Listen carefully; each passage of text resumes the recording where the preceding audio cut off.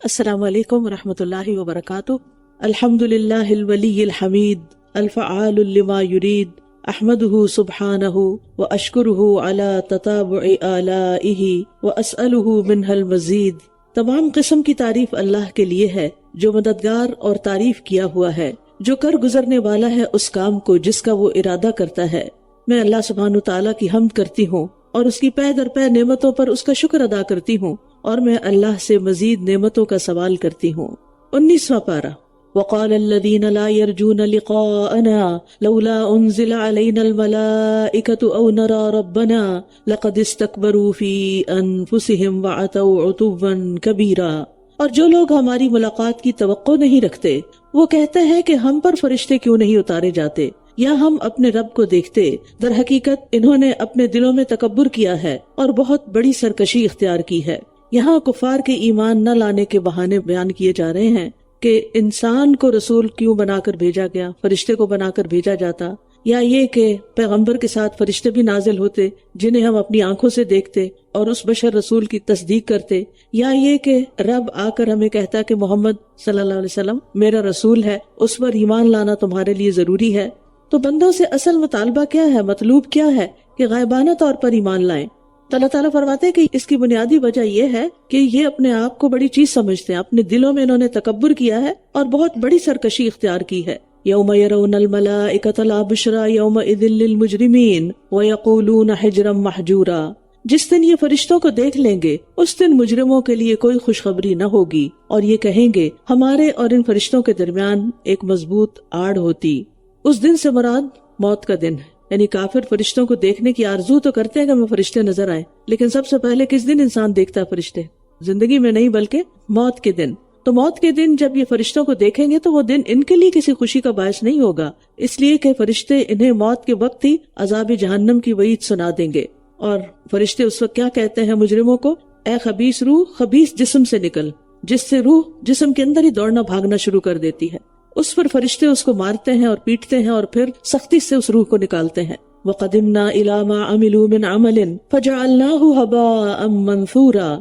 اور جو بھی عمل انہوں نے کیا ہوگا ہم اس کی طرف آئیں گے، پھر ہم اسے پراگندہ غبار بنا دیں گے۔ ہبا کہتے ہیں وہ باریک ذرات، خاکی ذرات جو کسی سوراخ سے نظر آتے ہیں جب سورج کی روشنی اس سوراخ سے آتی ہے۔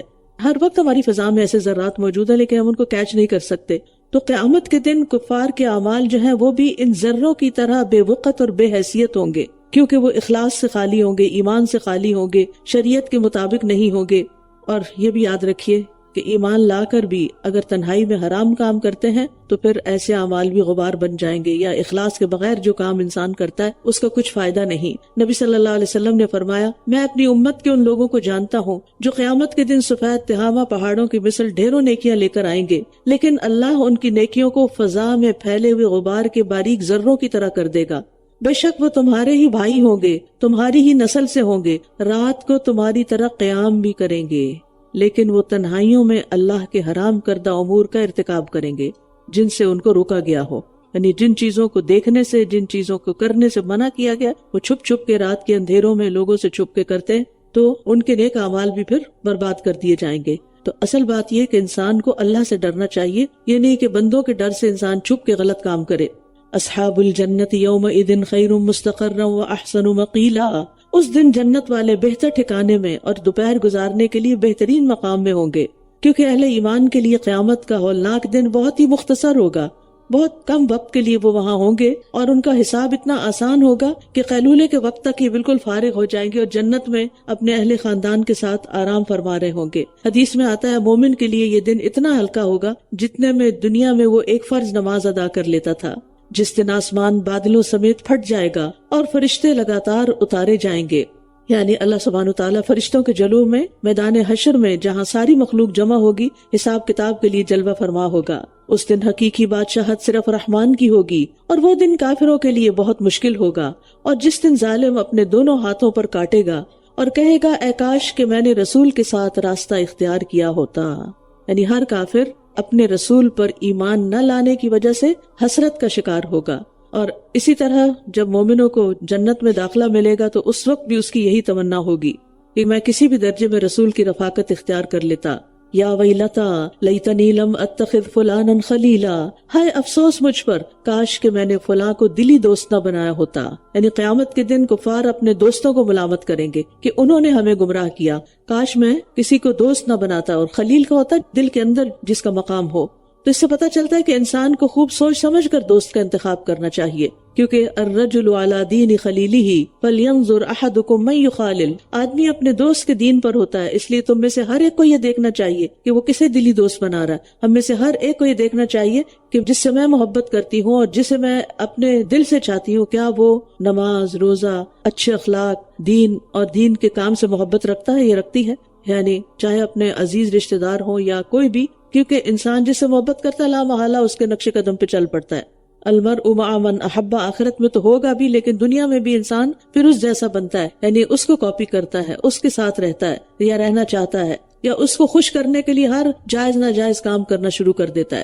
لقد اضلنی عن الذکر بعد اذ جاءنی، اس نے تو مجھے نصیحت سے بھٹکا دیا، یعنی برے دوست نے، اس کے بعد کہ جب وہ میرے پاس آ چکی تھی۔ اور شیطان تو ہے ہی انسان کو چھوڑ دینے والا، اور شیطان کی دوستی تو سب سے بری دوستی ہے۔ اور برے دوست کی علامت کیا ہے؟ ہم میں سے ہر ایک کو کرائٹیریا دے دیا گیا، پہچان دے دی گئی، اور وہ کیا ہے کہ اس نے تو مجھے نصیحت سے بھٹکا دیا، قرآن سے دور کر دیا، اللہ کی بات سے دور کر دی۔ تو آپ کے کوئی بھی دوست، کوئی بھی رشتہ دار، کوئی بھی عزیز پیارا اگر آپ کو قرآن پڑھنے، قرآن سمجھنے، اللہ کے دین کی نصیحت قبول کرنے سے روکے تو سمجھے یہ آپ کا دوست نہیں، آپ کا دشمن ہے، کیونکہ ایسی دوستی جو آخرت میں نقصان کا باعث بنے وہ دراصل دشمنی ہے۔ اور رسول کہے گا اے میرے رب، بے شک میری قوم نے تو اس قرآن کو چھوڑ رکھا تھا، یعنی چھوڑنے سے مراد اسے سننے، پڑھنے، اس پر غور و فکر کرنے سے اجتناب کرنا، اس پر ایمان نہ لانا۔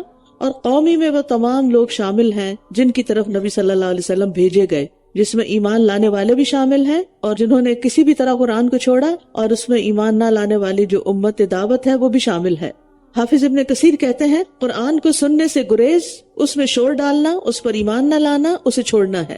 اسی طرح بقدر ضرورت اس کا علم حاصل نہ کرنا اور اسے حفظ نہ کرنا، یہ بھی چھوڑنا ہے۔ اور ہمارے لیے جو کہ عربی زبان ہے تو اس کی تلاوت کو نہ سیکھنا، وہ بھی ایک طرح سے چھوڑنا ہے۔ اور اس کو چھوڑ کر پھر انسان اپنے وقت کو کہاں استعمال کرتا ہے، کیونکہ ہر انسان کی ضرورت ہوتی ہے کہ وہ کسی چیز کو پڑھے۔ یہ اللہ تعالیٰ نے انسان کے اندر ایک فطری ضرورت رکھی ہوئی ہے، تو انسان اگر قرآن نہیں پڑھتا تو پھر ظاہر ہے کہ اس خلا کو پور کرنے کے لیے اسی طرح کی کچھ اور چیزیں پڑھے گا کہ جو اس کے لیے ہدایت کی بجائے گمراہی کا سبب ہو سکتی ہیں۔ جیسے کچھ لوگوں کو شاعری سے بڑی ایڈکشن ہوتی ہے، پھر وہ ایک کے بعد ایک دیوان پڑھتے رہتے ہیں، اور اس میں کچھ باتیں صحیح ہوتی ہیں اور کچھ غلط ہوتی ہیں۔ کچھ لوگ ناولز پڑھتے چلے جاتے ہیں۔ اب تو خیر میڈیا کا دور ہے تو پڑھنے کی بجائے اب ہر کوئی ٹک ٹاک پہ بیٹھا ہوا ہے، ایک کے بعد ایک عجیب و غریب چیزیں دیکھے چلے جا رہے ہیں، اور گھنٹوں بعض اوقات گزر جاتے ہیں کہ او ہمارے پاس ٹائم نہیں۔ کبھی انسان ایمانداری سے اپنے ساتھ مخلص ہوتے ہوئے سوچے کہ اس کا ٹائم کہاں گیا، اس نے کہاں ٹائم لگایا۔ یعنی ہر وہ شخص جو کہتا ہے ٹائم نہیں، وہ ضرور دیکھے، اپنا جائزہ لے، اپنی خود احتسابی کرے کہ اس کا ٹائم کہاں ہے، کہ وہ اپنے ضروری فرائض انجام نہیں دے رہا، اور ان میں سے سب سے بڑا فرض قرآن کے ساتھ تعلق۔ اور اسی طرح ابن قیم کہتے ہیں کہ قرآن سے شفا حاصل کرنے کو چھوڑ دینا اور قرآن سے اپنی بیماریوں کا علاج نہ کرنا، یہ سب اللہ تعالیٰ کے اس قول میں داخل ہے کہ ان قوم اتخذوا ھذا القرآن مہجورا۔ علامہ شنقیطی کہتے ہیں کہ ہر مسلمان جو اپنے رب کے سامنے کھڑا ہونے سے ڈرتا ہے، اسے چاہیے کہ اس آیت کریمہ میں غور و فکر کرے اور بار بار گہری نظر سے دیکھے، تاکہ وہ اپنے نفس کے لیے اس عظیم پریشانی اور بڑی مصیبت سے نکلنے کا راستہ بنا لے جو اس روئے زمین کے تمام مسلمان ممالک کو شامل اور عام ہے، اور وہ ہے قرآن کریم کو ترک کرنا۔ یعنی مسلمانوں کی اکثریت نے اب قرآن کو چھوڑا ہوا ہے۔ گھروں کے اندر آپ دیکھیے کہ کتنے لوگ ہیں کہ جو صبح کے وقت تلاوت کرتے ہوں اور پھر ان کی تلاوت سے گھر گونج اٹھے، یا قیام میں پڑھیں۔ رمضان میں صرف محدود حد تک قرآن کو پڑھنا اور اس کے بعد اس کو چھوڑ دینا اور بھول جانا، یہ نقصان دہ ہو سکتا ہے۔ وَكَذَلِكَ جَعَلْنَا لِكُلِّ نَبِيٍّ عَدُوًّا مِّنَ الْمُجْرِمِينَ وَكَفَىٰ بِرَبِّكَ هَادِيًا وَنَصِيرًا۔ اور اسی طرح ہم نے ہر نبی کے لیے مجرم لوگوں میں سے کچھ کو دشمن بنا دیا، اور کافی ہے آپ کا رب ہدایت دینے والا اور مدد کرنے والا۔ مجرم لوگ انبیاء کے دشمن ہوتے ہیں اور دوسرے وہ گمراہی کی طرف دعوت دیتے ہیں، لیکن جو ہدایت پانا چاہتا ہے وہ اپنے رب کو تھام لے، کیونکہ وَكَفَىٰ بِرَبِّكَ هَادِيًا وَنَصِيرًا۔ اور جن لوگوں نے کفر کیا تھا وہ کہنے لگے اس رسول پر یہ قرآن ایک ہی دفعہ میں کیوں نہ نازل کر دیا گیا، اسی طرح اتارا ہم نے تاکہ ہم اس کے ساتھ آپ کے دل کو مضبوط کرتے رہیں، اور ہم نے اسے خوب ٹھہر ٹھہر کر پڑھا ہے۔ وَرَتَّلْنَاهُ تَرْتِيلًا۔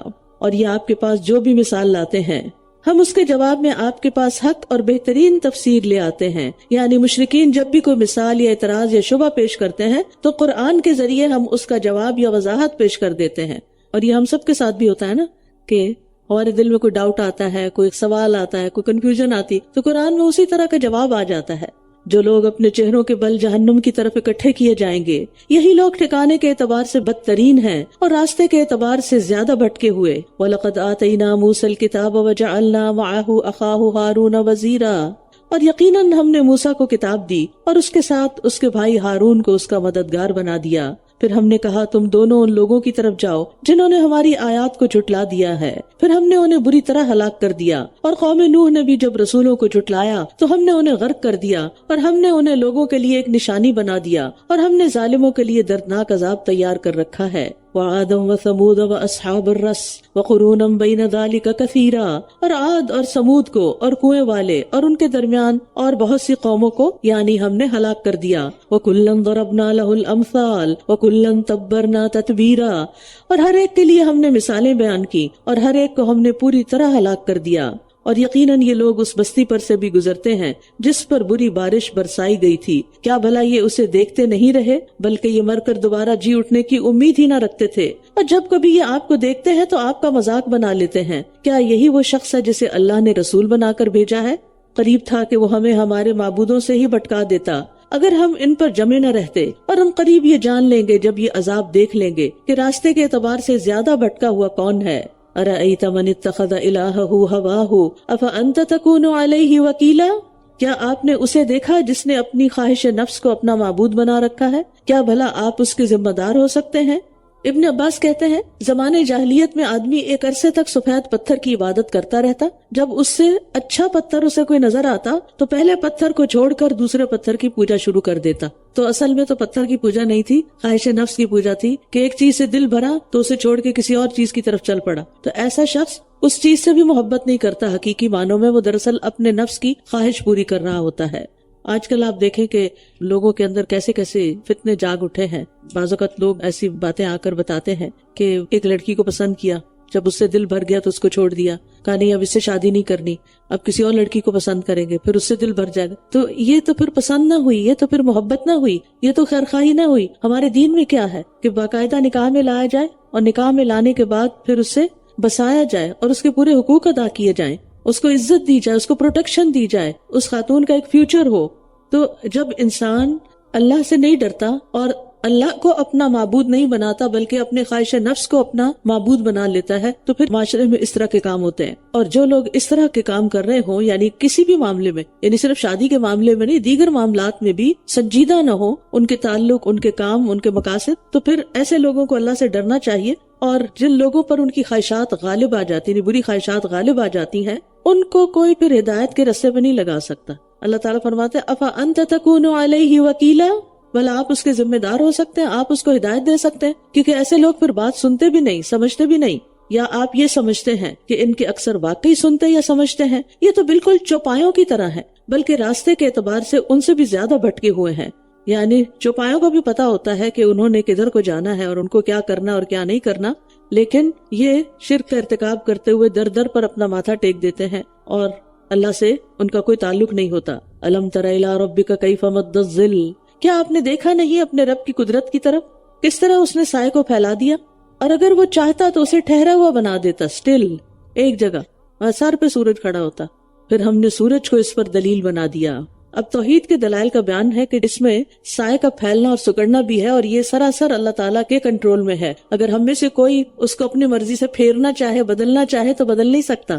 ثم قبضناہ الینا قبضا یسیرا, پھر ہم نے آہستہ آہستہ اسے اپنی طرف سمیٹ لیا. اور وہی ہے جس نے رات کو تمہارے لیے لباس اور نیند کو باعث آرام بنایا, اور دن کو اس نے جی اٹھنے کا وقت بنایا. دن سونے کے لیے نہیں, دن کام کرنے کے لیے ہے.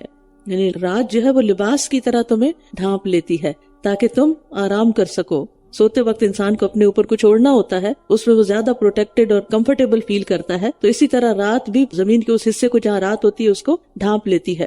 اور سباتا کا لفظ جو ہے نا, یعنی نیند انسان کے جسم کے عمل کو ختم کر دیتی ہے, یعنی اس کو سلو ڈاؤن کر دیتی ہے, جس سے اس کو راحت میسر آتی ہے. یعنی آپ دیکھیں کہ جب ہم جاگ رہے ہوتے ہیں تو سانس اور طرح لیتے ہیں, لیکن جب سو رہے ہوتے ہیں تو سانس بھی اور طرح آتا ہے، ہم ریلیکسڈ ہوتے ہیں۔ اور وہی ہے جس نے ہواؤں کو اپنی رحمت کے آگے آگے خوشخبری بنا کر بھیجا، اور ہم نے آسمان سے پاکیزہ پانی اتارا۔ سبحان اللہ، بارش کا پانی پاک پانی ہے، اگرچہ جب ہوائیں اس کو اٹھاتی ہیں بادل بنانے کے لیے تو سمندر سے بھی اٹھاتی ہیں، نمک بھی ہوتا ہے، لیکن جب بھاپ بن کے وہ اٹھتا ہے تو نمک ساتھ نہیں آتا، وہ وہیں بیٹھا رہتا ہے، اور صاف ستھرا پانی اوپر جاتا ہے، اور پھر اوپر کی فضا میں جا کے دوبارہ جب برستا ہے تو یہ بابرکت بھی ہوتا ہے۔ ایک اور جگہ پر آتا ہے سورہ قاف میں، وَنَزَّلْنَا مِنَ السَّمَاءِ مَاءً مُبَارَكًا، کہ ہم نے آسمان سے ایک بہت بابرکت پانی اتارا ہے، کیونکہ بارش کا پانی جس زمین پر پڑتا ہے وہاں کچھ نہ کچھ اگاتا ہے۔ نبی صلی اللہ علیہ وسلم بارش سے محبت کیا کرتے تھے اور فرماتے ہیں کہ یہ بارش کا پانی ابھی ابھی اپنے رب تعالیٰ کی طرف سے آیا ہے، اور استغفار سے بارشیں برستی ہیں۔ اللہ تعالیٰ نے نوح علیہ السلام کی زبان سے کہلوایا تو میں نے کہا اپنے رب سے معافی مانگ لو، تو یقیناً وہ ہمیشہ سے بہت معاف کرنے والا ہے، وہ تم پر بہت برستی ہوئی بارش اتارے گا۔ وَيُرْسِلِ السَّمَاءَ عَلَيْكُمْ مِدْرَارًا، پھر فرمایا لِنُحْيِيَ بِهِ بَلْدَةً مَيْتًا، تاکہ ہم اس کے ذریعے مردہ زمین کو زندہ کر دیں اور اپنی مخلوق میں سے بہت سے چوپایوں اور انسانوں کو سیراب کریں۔ اس سیرابی کے لیے آتا ہے، اور یقیناً ہم اسے ان کے درمیان پھیر پھیر کر لائے ہیں تاکہ یہ نصیحت حاصل کریں، مگر اکثر لوگوں نے انکار کر کے ناشکری ہی کی۔ یعنی بارش کو پھیر پھیر کر برسانے میں مصلحت کیا ہے، کبھی ایک علاقے میں، کبھی دوسرے علاقے میں، کبھی شہر کے ایک حصے میں، کبھی دوسرے میں، تاکہ لوگ غور و فکر کریں، اللہ کا شکر ادا کریں۔ وَلَوْ شِئْنَا لَبَعَثْنَا فِي كُلِّ قَرْيَةٍ نَذِيرًا، اور اگر ہم چاہتے تو ہم ضرور ہر بستی میں خبردار کرنے والا بھیج دیتے۔ بس آپ کافروں کی اطاعت نہ کیجیے اور اس قرآن کے ساتھ ان سے بہت بڑا جہاد کیجیے۔ یہ مکی آیت ہے، ابھی باقاعدہ قتال کا حکم نہیں تھا، تو مراد اس سے کیا ہے کہ قرآن کے ساتھ جہاد کیجیے، یعنی قرآن کے اندر جو بھی اللہ تعالیٰ نے فرمایا ہے اس کو لوگوں کے لیے کھول کھول کر بیان کریں، زیادہ سے زیادہ لوگوں تک پہنچائیں، اور اس کے لیے خوب خوب محنت کریں۔ ہم سب کو بھی دیکھنا چاہیے کہ اس کام میں ہمارا کیا حصہ ہے، یعنی کیا ہم سب قرآن کے ساتھ جہاد کر رہے ہیں، کیا اس کو پڑھ رہے ہیں، کیا اس کو پھیلا رہے ہیں، کیا اس کو دوسروں تک لے جا رہے ہیں۔ اور جہاد کبیر یعنی صرف جہاد نہیں، جہاد کے معنی میں بھی ہے کہ بہت بڑی کوشش، بڑے پیمانے پر وسیع کوشش، لیکن کبیر جب آ گیا تو اس کا مطلب یہ ہے کہ اپنی آخری حد تک کوشش، میکسیمم کوشش، یعنی اس کی دعوت کے ذریعے، لوگوں کو اس کی طرف انوائٹ کرنے کے ذریعے۔ آپ میں سے کتنے لوگ ہیں جو آتے ہوئے اپنی دوست کو بھی فون کریں کہ آئے ہم قرآن کی مجلس میں چلتے ہیں، اوروں کو بھی انفارم کریں، کیونکہ بعض اوقات صرف آپ کی ایک کال سے، ایک فلائر دینے سے، ایک میسج دینے سے لوگوں کی پوری پوری زندگی بدل جاتی، اور یہ ہم پر مسلمان ہونے کی حیثیت سے ذمہ داری بھی ہے۔ اور وہی ہے جس نے دو سمندروں کو ملا دیا، یہ میٹھا خوش مزہ ہے اور یہ نمکین کڑوا ہے، اور اس نے ان دونوں کے درمیان ایک مضبوط پردہ اور آڑ بنا دی۔ یعنی سمندر کا پانی کھاری رکھنے میں اللہ تعالیٰ کی بڑی حکمتیں ہیں۔ سارا سمندر میٹھا نہیں، لیکن اس کے ساتھ ایسی سٹریمز بھی اس میں ہوتی ہیں کہ جہاں میٹھا پانی بھی ہوتا ہے، کیونکہ میٹھا پانی اگر زیادہ ہوتا تو پھر سمندر خراب ہو جاتا، اس کا ذائقہ بدل جاتا، اس کے رنگ یا بو میں تبدیلی آ جاتی، کہ کھاری پانی خراب نہیں ہوتا۔ اور پھر آپ دیکھیے کہ سمندر کے اندر کی مخلوق وہی جیتی ہے، وہی مرتی ہے، اگر مرنے کے بعد میٹھے پانی میں مرتی تو زمین پہ رہنا مشکل ہو جاتا، اتنی اسمیل پیدا ہو جاتی۔ اور وہی ہے جس نے پانی سے ایک انسان کو پیدا کیا، پھر اس نے اسے نسب اور سسرال والا بنا دیا، اور آپ کا رب بہت قدرت والا ہے۔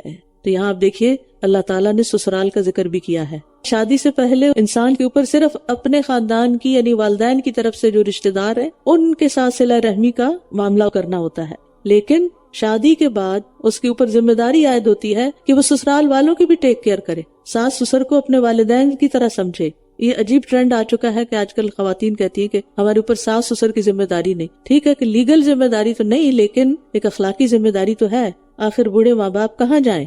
اور پھر خاص طور پر بیٹے، یعنی بیٹیاں تو ظاہر ہے کہ اپنے گھروں میں چلی جاتی ہیں اور پھر شوہروں کے ہاتھوں بعض اوقات مجبور ہوتی ہیں، اور اس میں بھی آپ دیکھیے کہ ایسے مرد حضرات کو بھی اچھی طرح بات سمجھنی چاہیے کہ بعض اوقات بیوی کے والدین میں سے کوئی ایک والد یا والدہ کے لیے کوئی ٹھکانہ نہیں ہوتا، تو اس کو پروٹیکٹ کرنا، اس کو عزت دینا، اس کا خیال رکھنا، یعنی اپنی ساس صاحبہ کا یا سسر صاحب کا ایک اخلاقی ذمہ داری بنتی ہے۔ اور جو ایسا کرے گا obviously وہ اللہ کی رحمت میں سے حصہ پائے گا، اور جو انکار کرے گا وہ پوچھا جائے گا۔ ظاہر ہے کہ جس خاتون کا کوئی بھی ذمہ دار نہ ہو وہ سڑک پہ تو نہیں بیٹھ سکتی، اسے کہیں تو رہنا ہے، تو پھر کسی غیر کے پاس رہنے سے بہتر ہے کہ وہ اپنی بیٹی کے گھر رہے۔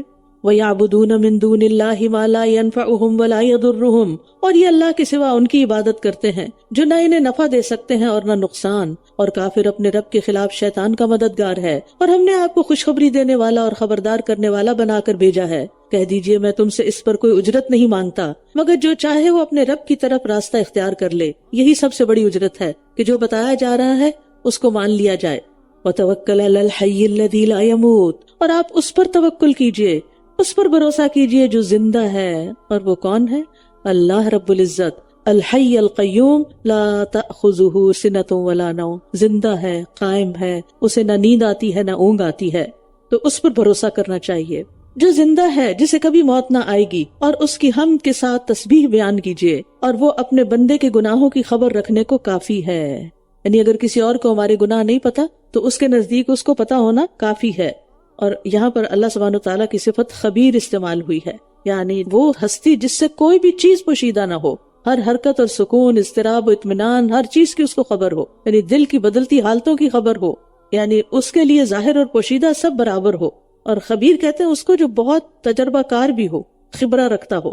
الذی خلق السماوات والارض وما بینہما فی 6 ایام، وہ جس نے آسمانوں اور زمین کو اور جو کچھ ان دونوں کے درمیان ہے 6 دنوں میں پیدا کیا، پھر وہ عرش پر بلند ہوا، وہ رحمان ہے، بس اس کے بارے میں کسی خوب خبر رکھنے والے سے پوچھ لیجئے جو واقعی پہچانتا اس کو، جس کو رب کی معرفت ہو، اس سے پوچھئے وہ رحمان کون ہے۔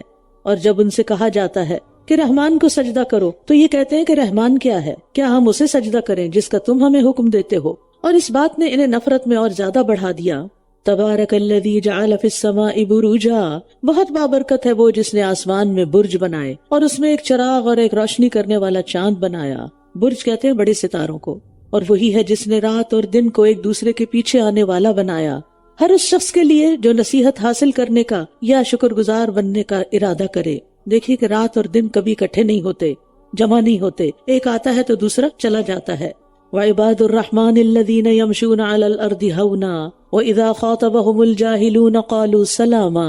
اب یہاں رحمان کے بندوں کی صفات بیان ہو رہی ہیں، اور رحمان کے بندے تو وہ ہیں جو زمین پر آہستگی سے چلتے ہیں، اور جب جاہل ان سے مخاطب ہوتے ہیں تو وہ سلام کہہ دیتے ہیں، یعنی زمین میں سکینت اور وقار کے ساتھ چلتے ہیں، غرور کے طور پر نہیں، تکبر کے ساتھ نہیں، پاؤں مار مار کے نہیں، کیونکہ متکبرانہ چال اللہ تعالیٰ کو سخت ناپسند ہے۔ اور سلام سے مراد یہاں اعراض کرنا اور بحث نہ کرنا ہے، یعنی اہل ایمان اہل جہالت سے الجھتے نہیں۔ ہم سب بھی اپنے رویوں پہ غور کریں۔ اگر کوئی شخص مس انڈرسٹینڈنگ کی وجہ سے ہم پر کوئی الزام لگا رہا ہو یا ہمیں کوئی ایسی بات کہہ رہا ہو جو بالکل ناحق ہو، تو ہمارا رویہ کیا ہوتا ہے کہ ہم فوراً کاؤنٹر کر کے اس کے ساتھ الجھ پڑتے ہیں، بحث شروع کر دیتے ہیں، اس کو سمجھانے کی کوشش کرتے ہیں، یا تھوڑی دیر خاموشی اختیار کر لیتے ہیں تاکہ ایک دفعہ وہ پوری بات کر لے، کیونکہ ہم اس کو وہیں سے کاٹتے ہیں، بس بس بس، لہٰذا نہ وہ سمجھتے ہیں اور نہ ہم سمجھتے ہیں، معاملہ خراب ہو جاتا ہے۔ تو رحمان کے بندوں کے اندر ایک پیشنس ہوتا ہے، سننے کے لیے بھی ایک پیشنس چاہیے ہوتا ہے نا، اور بدسلوکی کے مقابلے میں مسکرا کر جواب دینا۔ ہمارے ساتھ جب کوئی بدسلوکی کرتا ہے تو ہم کیا کرتے ہیں؟ ایک بدو نے نبی صلی اللہ علیہ وسلم سے کچھ مانگا اور ان کپڑا اتنا زور کا آپ کا کھینچا کہ آپ کو نشان پڑ گیا۔ کہنے لگا محمد جو اللہ کا مال آپ کے پاس ہے مجھے اس میں سے دیے جانے کا حکم دیجئے۔ اب ہونا کیا چاہیے تھا؟ آپ کو غصہ آتا، آپ آنکھیں دکھاتے اور آپ اس کو پیچھے کرتے اور چل پڑتے۔ اگر ہم میں سے کوئی ہوتا تو ایسا ہی کرتا نا، لیکن آپ صلی اللہ علیہ وسلم اس کی طرف متوجہ ہوئے، اٹینشن دی، اس کو مسکرائے، اور پھر آپ نے اس کو کچھ دینے کا حکم دیا۔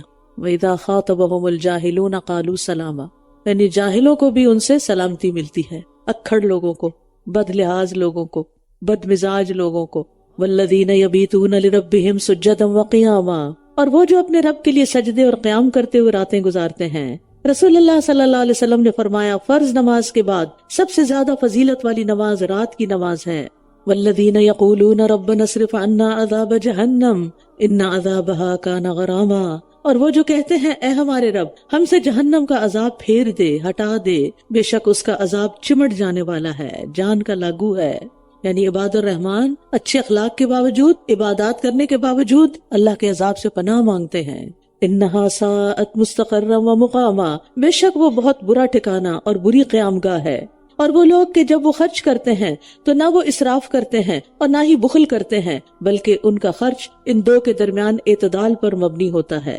یاد رکھیے اللہ کی نافرمانی میں خرچ کرنا اسراف ہے، اور اللہ کی اطاعت میں خرچ نہ کرنا بخیلی ہے، اور اللہ کے احکام اور اللہ تعالیٰ کی اطاعت کے مطابق خرچ کرنا قواما، درمیانی راہ ہے۔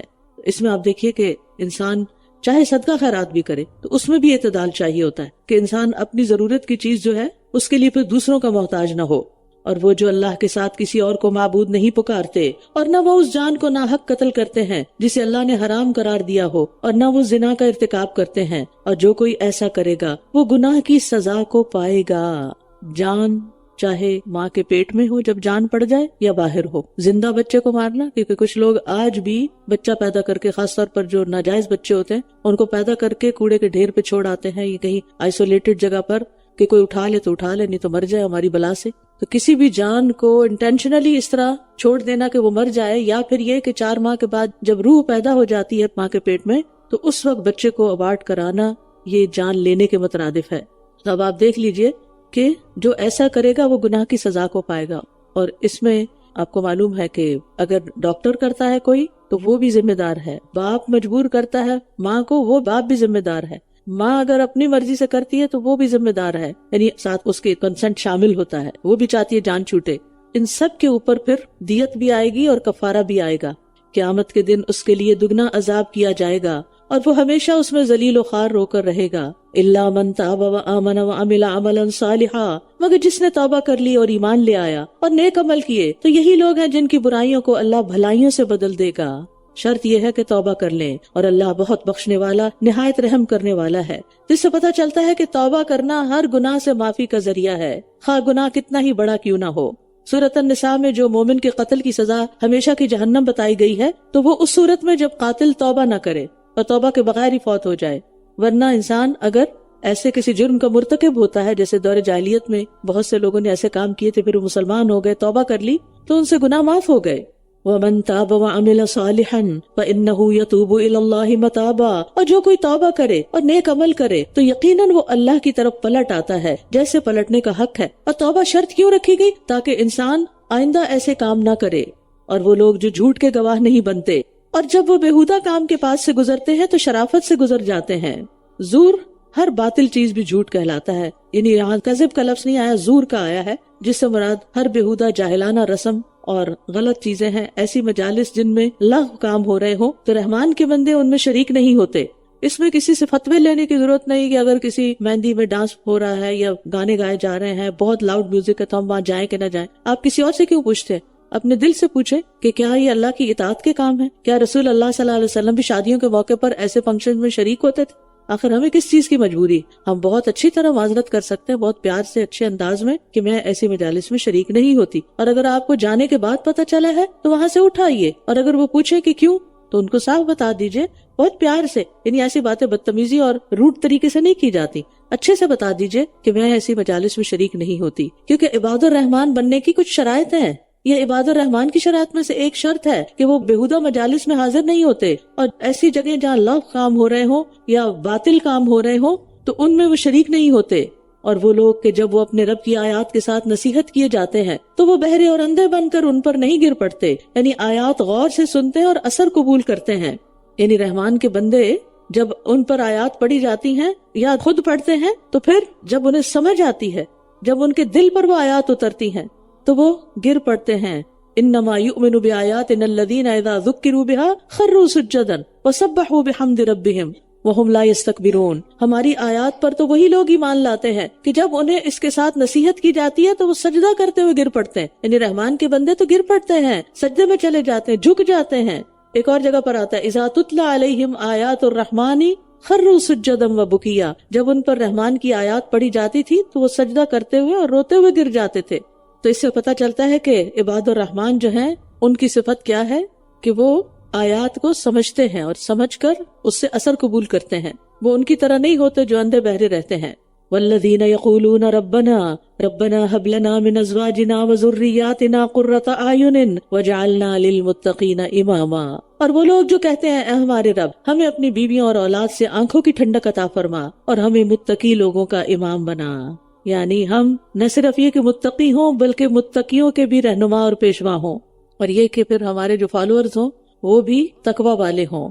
یہی وہ لوگ ہیں جو اپنے صبر کے بدلے جنت میں بالا خانے دیے جائیں گے، اور وہ اس میں دعائے خیر اور سلام سے استقبال کیے جائیں گے، یعنی کہ عباد الرحمان کو صبر کے بدلے جنت کے اونچے مقامات ملیں گے جن کی بلندی ان کے مراتب کے اعتبار سے ہوگی، یعنی یہ نہیں کہ ہائی رائز میں کوئی فلیٹس ملیں گے ان کو، مطلب یہ ہے کہ ایک ایک کا محل اتنا اونچا ہوگا جتنے اس کے درجات بلند ہوں گے۔ لِكُلٍّ دَرَجَاتٌ مِمَّا عَمِلُوا، ویسا ویسا گھر۔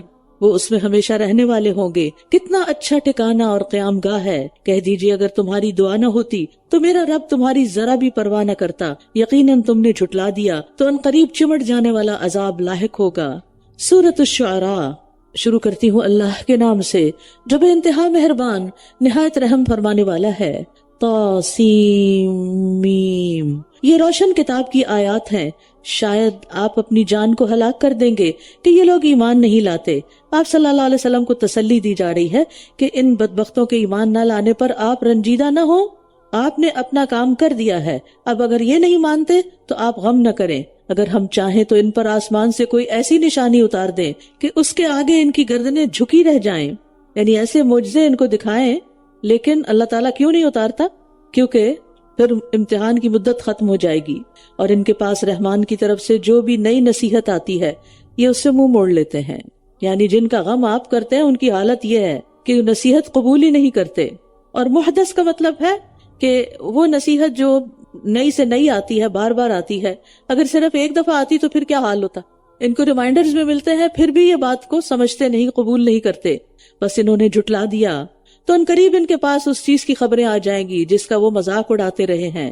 کیا انہوں نے زمین کی طرف نہیں دیکھا کہ ہم نے اس میں ہر قسم کی کتنی ہی عمدہ نباتات اگائی ہیں؟ بے شک اس میں ایک نشانی ہے اور ان کے اکثر ایمان لانے والے نہیں.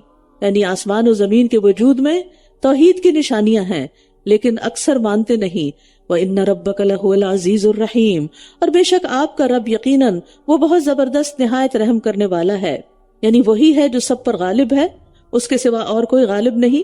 اور وہ زبردست قوت والا ہے جو چاہے کر سکتا ہے. ان کی نافرمانیوں پر انہیں آنکھ جھپکنے کی دیر میں پکڑ سکتا ہے، لیکن چونکہ وہ رحیم بھی ہے تو توبہ کرنے پر عمر بھر کی نافرمانیوں کو بھی معاف کر دیتا ہے. اس لیے انہیں سنبھلنے کے مواقع دیے جا رہا ہے اور ان کی سرکشی پر انہیں پکڑتا نہیں. وَإِذْ نَادَى رَبُّكَ مُوسَىٰ أَنِ ائْتِ الْقَوْمَ الظَّالِمِينَ. اور جب آپ کے رب نے موسیٰ کو پکارا کہ ان ظالم لوگوں کے پاس جاؤ. کائنات کی نشانیاں دکھانے کے بعد اب غور و فکر کرنے کے لیے آیات ایسی نازل کی جا رہی ہیں، تاریخی واقعات سنائے جائیں گے کہ جس سے انسان سبق حاصل کر سکے. اور اس سلسلے میں 7 اقوام کا ذکر ہے جنہوں نے سرکشی کی تو اللہ تعالیٰ کا عذاب ان پر آیا اور صفحہ ہستی سے ان کا نام و نشان مٹا دیا گیا. اور آغاز ہو رہا ہے موسیٰ علیہ السلام کے ذکر سے. کیوں؟ اس کی وجہ یہ ہے کہ موسیٰ علیہ السلام کو رسالت کے آغاز میں جن حالات سے واسطہ پڑا تھا وہ ان حالات سے بھی زیادہ سخت تھے جو رسول اللہ صلی اللہ علیہ وسلم کو پیش آئے. مثلا رسول اللہ صلی اللہ علیہ وسلم اس خاندان کے فرد تھے جو کعبہ کی تولیت کے لیے دنیا بھر میں بہت قابل احترام تھا، جبکہ موسیٰ علیہ السلام اس قوم کے فرد تھے جو غلام تھی. موسیٰ علیہ السلام کو فرعون کی طرف مبعوث کیا گیا جس کے ہاں آپ نے پرورش پائی، پھر نادانستہ طور پر ان کی آل میں سے ایک آدمی کو مار ڈالا اور پھر قتل کی سزا کے ڈر سے وہاں سے آپ چلے گئے. تو گویا آپ فرعون کے ممنون احسان بھی تھے اور پھر اس کے مفرور مجرم بھی تھے. تو یہ ان کے لیے ایک بڑے رسک کی بات تھی کہ جب ان کے پاس واپس آ کے انہیں اللہ کا پیغام پہنچا رہے ہیں. اور پھر یہ کہ فرعون ایک بڑا ہی ظالم بادشاہ تھا، جابر تھا، اپنی خدائی کا دعویٰ کرتا تھا اور حکمران بھی تھا، جبکہ رسول اللہ صلی اللہ علیہ وسلم جن لوگوں کی طرف مبعوث ہوئے وہ اپنی قوم ہی کے لوگ تھے ان کے. اور پھر آپ معاشرتی اعتبار سے ان سے درجے میں کم نہیں تھے. تو نبی صلی اللہ علیہ وسلم کو تسلی دی جا رہی ہے کہ آپ سے پہلے کے انبیاء کو آپ سے زیادہ سنگین حالات کا سامنا کرنا پڑا. اور یہ ندا کب دی اللہ تعالیٰ نے موسیٰ علیہ السلام کو؟ جب حضرت موسیٰ مدین سے اپنی اہلیہ کے ساتھ واپس آ رہے تھے مصر کی طرف اور انہیں حرارت حاصل کرنے کے لیے آگ کی ضرورت محسوس ہوئی تو آگ کی تلاش میں کوہ طور پہنچ گئے جہاں انہیں اللہ تعالیٰ نے پکارا. سبحان اللہ، کیا آواز ہوگی اور کیا الفاظ ہوں گے اور کیا کیفیت ہوگی. انسان اس ڈارک نائٹ میں اس جگہ پر اپنے آپ کو رکھ کے دیکھے، یعنی انسان کے رونگٹے کھڑے ہو جاتے ہیں. قرآن کو صرف انفارمیشن کے لیے نہ پڑھا کریں، اپنے آپ کو ان سچویشن میں رکھ کے بھی دیکھا، محسوس کیا کریں. تو پکار کر کیا کہا؟ قوم فرعون الا یتقون. قوم فرعون کے پاس جاؤ، کیا وہ ڈرتے نہیں؟ اس نے کہا اے میرے رب، میں ڈرتا ہوں کہ وہ مجھے جھٹلا دیں گے. اس سے پتہ چلتا ہے کہ انبیاء کو بھی طبعی خوف لاحق ہو سکتا ہے. وَيَضِيقُ صَدْرِي، اور میرا سینہ تنگ ہوتا ہے. جی، انبیاء کا بھی سینہ تنگ ہوتا تھا.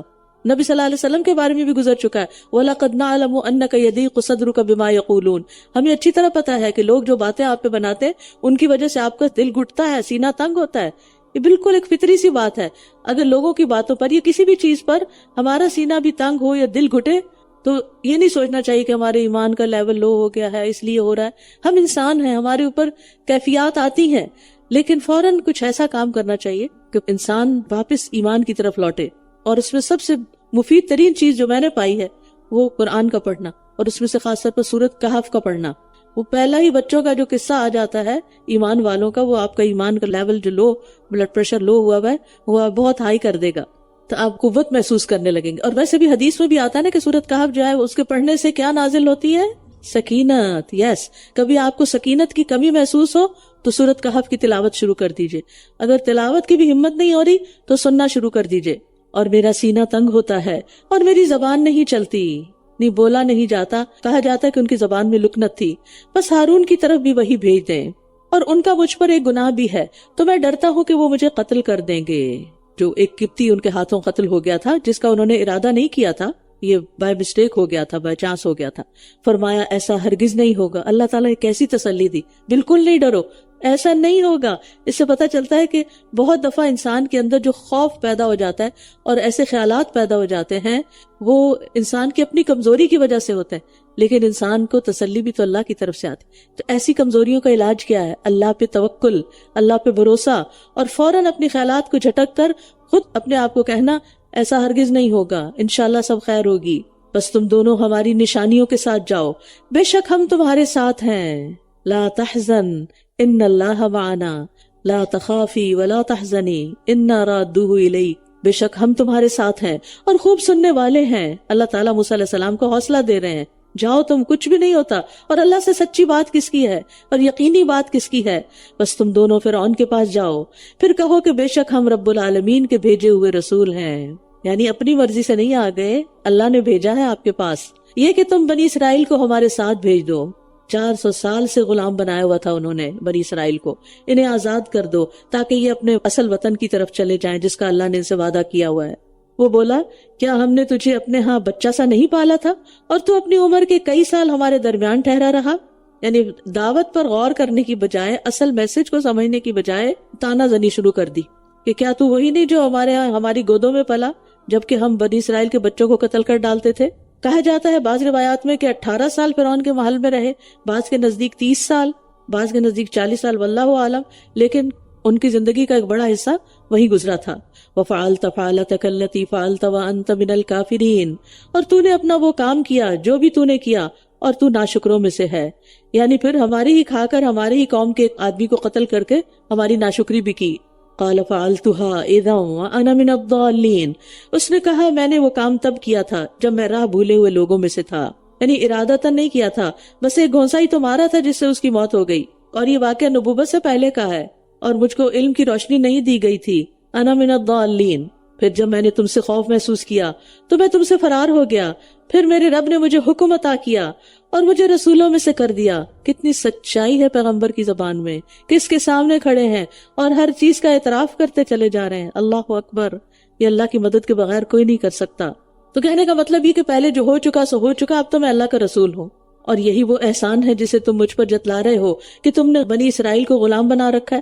یعنی مجھے تو تم نے پالا لیکن میری ساری قوم تو تمہاری غلام ہی رہی. فرعون کہنے لگا یہ رب العالمین کیا ہے؟ یعنی فرعون جب موسیٰ علیہ السلام کو عاجز نہ کر سکا، چپ نہیں کرا سکا تو جھگڑے پہ اتر آیا اور سوال جواب شروع کر دیے. اس نے کہا وہ جو رب ہے آسمانوں اور زمین کا اور جو کچھ ان دونوں کے درمیان ہے ان سب کا، اگر تم یقین کرنے والے ہو. اس نے اپنے ارد گرد کے لوگوں سے کہا کیا تم سنتے نہیں ہو؟ سن رہے ہو؟ دیکھو کیا کہہ رہی ہے. یعنی موسیٰ علیہ السلام کو کوئی جواب نہیں دے سکا تو اپنے درباریوں کو ابھارنے لگا، ان کو ساتھ ملانے لگا. قال ربکم ورب آبائکم الاولین. کہا وہ تمہارا اور تمہارے پہلے آباء و اجداد کا رب ہے. سبحان اللہ. موسیٰ علیہ السلام اپنے کام پہ اتنے فوکسڈ ہیں کہ وہ فرعون کی حرکتوں کا نوٹس ہی نہیں لیتے، اور جو کام انہیں کرنا ہے، جو موقع ان کے ہاتھ آیا اس کو اویل کر کے کرتے چلے جا رہے ہیں، اپنا کام کیے چلے جا رہے ہیں. ہم لوگ چھوٹی چھوٹی بات پہ ڈسٹریکٹ ہو جاتے ہیں. بات کچھ کر رہے ہوتے ہیں، کسی نے کچھ کہہ دیا، وہ اصل بات رہ گئی بیچ میں اور پڑ گئے ادھر ادھر کی باتوں میں اور بے شمار وقت ضائع کر دیتے ہیں، اور جو اصل مقصد ہوتا ہے وہ بھی کوئی نہیں پورا ہوتا. تو ہمیشہ بات کرتے ہوئے دیکھیے کہ میں یہاں کس مقصد کے لیے بیٹھی ہوں، کس مقصد کے لیے میں کسی سے بات کر رہی ہوں، اور کیا لوگ اس کے گرد آ رہے ہیں کہ نہیں آ رہے. یہ نہیں کہ کسی نے کوئی سجیشن دے دی تو اس کو کاؤنٹر کرنے لگے، نہیں یہ نہیں ہو سکتا اور اس کے 10 دلائل یہ ہیں اور وہ نہیں ہو سکتا، اور اصل بات بھول ہی گئے. تو لیڈرشپ کی یہ کوالٹی ہوتی ہے، اور پیغمبر علیہ السلام کے اندر یہ ضرور دیکھنا چاہیے، کیونکہ وہ سب لیڈرز تھے، کہ ان کی کیا کوالٹیز تھیں اور انہوں نے دین کا کام کرتے ہوئے کن چیزوں کو مد نظر رکھا۔ تو یہاں پر آپ دیکھیے کہ موسیٰ علیہ السلام کہتے ہیں تمہارا بھی رب ہے، تمہارے پہلے آباء و اجداد کا رب بھی ہے۔ یعنی فرعون نے جب درباریوں کو بھڑکایا تو موسیٰ علیہ السلام نے بھی ان کو مخاطب کر لیا، ربکم، اے درباریوں تم سب کا رب، اور تمہارے باپ دادا، جب یہ فرعون صاحب نہیں ہوتے تھے تو تمہارے باپ دادا کو کس نے پیدا کیا؟ ان کا بھی رب اللہ ہی ہے، میں اس کا پیغمبر ہوں، اور جب یہ نہیں ہوں گے دنیا میں، فوت ہو جائیں گے تمہارے یہ لیڈر، تو پھر بھی تمہارا رب زندہ ہے ہمیشہ کے لیے، وہ ہے رب، وہ ہوتا ہے رب۔ کہا تمہارا یہ رسول جو تمہاری طرف بھیجا گیا ہے یقیناً مجنون ہے۔ اب سبحان اللہ، موسیٰ علیہ السلام کی دلیل کے آگے لاجواب ہو کر فرعون موسیٰ علیہ السلام پر پرسنل اٹیک کر رہا ہے، ذاتیات پہ اتر آئے کہ یہ تو ایسی باتیں کر رہا ہے کہ ضرور پاگل ہے۔ کہا وہ مشرق و مغرب کا رب ہے۔ موسیٰ علیہ السلام نے کوئی جواب نہیں دیا، اپنی تقریر جاری رکھی۔ کہا وہ مشرق و مغرب کا رب ہے، کیونکہ اصل تو کام یہی تھا نا کہ لوگوں کو رب سے جوڑنا تھا، رب کی پہچان کرانی تھی، لہٰذا ان کی ساری گفتگو رب کے ارد گرد ہو رہی ہے۔ کہا وہ مشرق و مغرب کا رب ہے اور اس کا بھی جو ان دونوں کے درمیان ہے، اگر تم کچھ عقل رکھتے ہو۔ موسیٰ علیہ السلام اللہ تعالیٰ کی قدرتیں بتا رہے ہیں اور فرعون لوگوں کی توجہ ہٹا رہا ہے۔ کہا اگر تو نے میرے سوا کسی اور کو معبود بنایا تو میں تجھے ضرور قیدیوں میں شامل کر دوں گا۔ اور ظالم حکمرانوں کا یہی وتیرہ رہا ہے کہ اگر کوئی ان کی مرضی کے خلاف بات کر دے تو اس کو جیل بھیج دیتے ہیں۔ قال اولو جئتک بشیء مبین، کہا کیا اگرچہ میں تیرے پاس کوئی واضح دلیل لے آؤں، یہ بھی نہیں کہا اچھا نہ مجھے جیل نہ بھیجنا، میں تمہاری مرضی کی کوئی بات کرتا نہیں، کہا اگر میں کوئی دلیل لے آؤں، کیونکہ ٹائم بہت تھوڑا تھا نا اور بڑا کروشل ٹائم تھا، لہٰذا اس میں وہی کرنا تھا جو کرنے کا تھا۔ جب فرعون نے موسیٰ علیہ السلام کو قید کی دھمکی دی تو موسیٰ علیہ السلام نے اب معجزات پیش کیے، کہا کہ میں اب تمہیں دکھاتا ہوں۔ قال فأت بہ ان کنت من الصادقین، فرعون نے کہا اگر تو سچوں میں سے ہے تو پھر اسے لے آ، دکھاؤ۔ تو اس نے اپنا عصا ڈال دیا تو یکا یک وہ ایک صریح اژدہا تھا۔ پتہ نہیں درباریوں کا حال کیا ہوا ہوگا اس کو دیکھ کے، کہتے ہیں بہت بڑا اژدہا تھا وہ، اور اس نے اپنا ہاتھ نکالا تو یکا یک وہ دیکھنے والوں کے لیے چمک رہا تھا، جیسے ایک لیمپ کوئی نکال کے سامنے کر دے۔ اس نے اپنے آس پاس کے سرداروں سے کہا، اب فرعون کو تو جواب نہیں آ رہا تھا کہ اب یہ تو دو بڑی نشانی، اب کیا ہو، اژدہا ان کے بیچ میں ہے، پھر بھی سمجھ نہیں آ رہی۔ کہا بے شک یہ تو ایک ماہر جادوگر ہے، یہ چاہتا ہے کہ اپنے جادو کے زور سے تمہیں تمہاری زمین سے نکال دے، تو تم کیا حکم دیتے ہو، اب بتاؤ کیا کرنا ہے؟ خدا تو تم خود بنے ہوئے ہو، تو لوگوں سے کیا پوچھتے ہو؟ انہوں نے کہا اسے اور اس کے بھائی کو مہلت دیں اور شہروں میں ہرکارے بھیج دیں، وہ ہر طرح کے ماہر جادوگر کو تیرے پاس لے آئیں گے۔ پھر ایک معلوم دن کے مقرر وقت پر تمام جادوگر جمع کر لیے گئے اور لوگوں سے کہا گیا کہ کیا تم سب بھی جمع ہونے والے ہو؟ شاید کہ ہم ان جادوگروں کی پیروی کریں اگر وہ غالب آ گئے۔ پھر جب جادوگر آ گئے تو فرعون سے کہنے لگے کیا ہمارے لیے کوئی صلہ ہوگا اگر ہم غالب آ گئے؟ پیغمبر کسی صلے کی توقع رکھے بغیر اپنا کام کرتے ہیں، لیکن جادوگر مفت میں نہیں کام کرتے۔ اس نے کہا ہاں بالکل، اور یقیناً تب تم مقرب لوگوں میں سے ہوگے۔ کچھ لوگ اللہ کا کام کر کے اللہ ہی کا قرب چاہتے ہیں اور کچھ دنیا کا کام کر کے دنیا والوں کا قرب چاہتے ہیں۔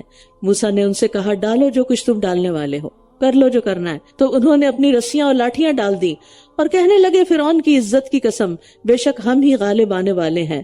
یعنی جادوگروں نے فرعون کی قسم کھائی کہ ہم ضرور جیتیں گے، کیونکہ مقصد کیا تھا؟ فرعون کو خوش کرنا اور موسیٰ کو مروب کرنا علیہ السلام۔ لیکن ہمارے دین نے ہمیں اللہ کے سوا تمام قسم کی قسمیں کھانے سے منع کر دیا ہے۔ اللہ کی جھوٹی قسم کھانا یہ بھی کبیرہ گناہ ہے، اور غیر اللہ کی سچی قسم کھانا اس سے بھی بڑا گناہ ہے، اس کو شرک کہا گیا ہے۔ فَأَلْقَى مُوسَىٰ عَصَاهُ فَإِذَا هِيَ تَلْقَفُ مَا يَأْفِكُونَ، پھر موسیٰ نے اپنا عصا ڈال دیا تو وہ یکا یک اسے نگل رہا تھا جو کچھ وہ گھڑ رہے تھے۔ تو جادوگر سجدے میں ڈال دیے گئے، کہنے لگے ہم رب العالمین پر ایمان لے آئے، موسیٰ اور ہارون کے رب پر۔ اس نے کہا تم اس پر ایمان لے آئے اس سے پہلے کہ میں تمہیں اجازت دیتا؟ یقیناً یہی تمہارا بڑا ہے جس نے تمہیں جادو سکھایا ہے، تو ان قریب تم جان لوگے، میں ضرور تمہارے ہاتھوں اور تمہارے پاؤں کو مخالف سمت سے کاٹ ڈالوں گا، اور میں ضرور تم سب کو سولی پر چڑھا دوں گا۔ پھر دھمکیاں، دلیل کوئی نہیں، دھمکیاں ہی دھمکیاں۔ انہوں نے کہا کوئی پرواہ نہیں، بے شک ہم تو اپنے رب کی طرف پلٹنے والے ہیں، پکے مومن ہو گئے۔ ایک نشانی دیکھ کر ہم امید رکھتے ہیں کہ ہمارا رب ہماری خطائیں بخش دے گا، کہ ہم ہی سب سے پہلے ایمان لانے والے ہیں۔ اور ہم نے موسیٰ کی طرف وحی کی کہ تم راتوں رات میرے بندوں کو لے چلو، یقیناً تمہارا پیچھا کیا جانے والا ہے۔ پھر فرعون نے شہروں میں ہر کاروں کو بھیج دیا بے شک یہ لوگ تو چھوٹی سی جماعت ہیں، اور کوئی شک نہیں وہ ہمیں بہت غصہ دلانے والے ہیں، یعنی ہمیشہ سے ہم سے آزادی کا مطالبہ کرتے ہیں، بدامنی اور شور شرابہ پھیلاتے ہیں، اور اب ہمارے پوچھے بغیر ملک سے ہی نکل گئے ہیں۔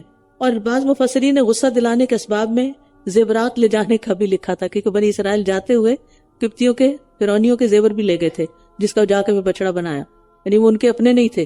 اور یقیناً ہم سب محتاط رہنے والے ہیں، یعنی اگرچہ یہ چھوٹا سا گروہ ہے لیکن ہمیں بڑا محتاط رہنا ہے اور ایسے فتنوں کا خوب سدباب کرنا ہے، یہ کسی وقت بھی بڑا ہو سکتا ہے۔ تو ہم نے انہیں باغات اور چشموں سے نکال دیا اور خزانوں اور عمدہ ٹھکانوں سے۔ اس سے پتہ چلتا ہے کہ ان کا کیا لائف سٹائل تھا، باغات اور چشمے، خزانے اور عمدہ ٹھکانے۔ اسی طرح ہوا اور ہم نے بنی اسرائیل کو ان کا وارث بنا دیا، یعنی قوم فرعون تباہ ہو گئی اور بنی اسرائیل کو عروج ملا۔ پھر سورج طلوع ہوتے ہی انہوں نے ان کا پیچھا کیا، بنی اسرائیل کے تعاقب میں روانہ ہوئے۔ پھر جب دونوں جماعتیں آمنے سامنے ہوئیں تو موسیٰ کے ساتھی کہنے لگے یقیناً ہم تو پکڑے گئے، مارے گئے، اب وہ آگے فرعونی ہمارے پیچھے۔ قال کلا ان معی ربی سیہدین، اس نے کہا ہرگز نہیں، بے شک میرا رب میرے ساتھ ہے، وہ ضرور میری رہنمائی کرے گا۔ پھر ہم نے موسیٰ کی طرف وحی کی کہ اپنے عصا کو سمندر پر مارو، تو وہ پھٹ گیا، تو ہر حصہ بہت بڑے پہاڑ جیسا ہو گیا، اور اسی جگہ ہم دوسروں کو قریب لے آئے۔ آہستہ آہستہ فرعونی بھی پیچھے آ گئے، انہوں نے دیکھا سمندر میں تو سڑک بنی ہوئی ہے، اب بھی نہیں سمجھے، اور ہم نے موسیٰ کو اور جو اس کے ساتھ تھے سب کے سب کو نجات دے دی۔ پھر ہم نے دوسروں کو غرق کر دیا، اسی پانی میں ایک قوم نجات پا گئی اور دوسری ساری ڈوب گئی۔ ان فی ذلک لآیہ وما کان اکثرهم مؤمنین، بے شک اس میں یقیناً ایک نشانی ہے اور ان کے اکثر ایمان لانے والے نہ تھے۔ وَإِنَّ رَبَّكَ لَهُوَ الْعَزِيزُ الرَّحِيمُ، اور بے شک آپ کا رب وہی بہت زبردست نہایت رحم کرنے والا ہے۔ وَاتْلُ عَلَيْهِمْ نَبَأَ إِبْرَاهِيمَ، اور انہیں ابراہیم علیہ السلام کی خبر پڑھ سنائیے، جب اس نے اپنے باپ اور اپنی قوم سے کہا تم کس کی عبادت کرتے ہو، سوال کیا شعور جگانے کے لیے۔ انہوں نے کہا ہم کچھ بتوں کی عبادت کرتے ہیں، تو ہم ان پر ہی جم کر بیٹھے رہتے ہیں، سارا وقت انہی کی مجاوری کرتے ہیں۔ آج کل بھی آپ دیکھیں کہ جو لوگ قبروں کے مجاور ہوتے ہیں ان کا اور تو کوئی کام نہیں ہوتا، دن رات وہی اس کے آس پاس نذرانے وصول کر رہے ہوتے ہیں۔ اس نے کہا کیا یہ تمہیں سنتے ہیں جب تم پکارتے ہو، یا یہ تمہیں کوئی نفع یا نقصان دیتے ہیں؟ انہوں نے جواب دیا بلکہ ہم نے اپنے آباء و اجداد کو اسی طرح کرتے ہوئے پایا، اور یہ کوئی دلیل نہیں ہوتی میں غلط کام کری کیونکہ میری ماں ایسے کرتی تھی، یہ کوئی وجہ نہیں ہے۔ آپ کو اللہ نے عقل دیا، اگر وہ غلط تھی کسی وجہ سے، لا علمی کی وجہ سے، تو آپ کو علم مل چکا، آپ علم کی روشنی کی پیروی کریں نہ کہ اندھیرے کی۔ اس نے کہا کیا بھلا کبھی غور کیا تم نے کہ تم کن کی عبادت کرتے ہو؟ پھر سوال کر کے دوسرے سے بات کرنے کا یہ ایک بہت ہی اچھا انداز ہے، یہ ابراہیم علیہ السلام کی شخصیت سے سیکھنا چاہیے۔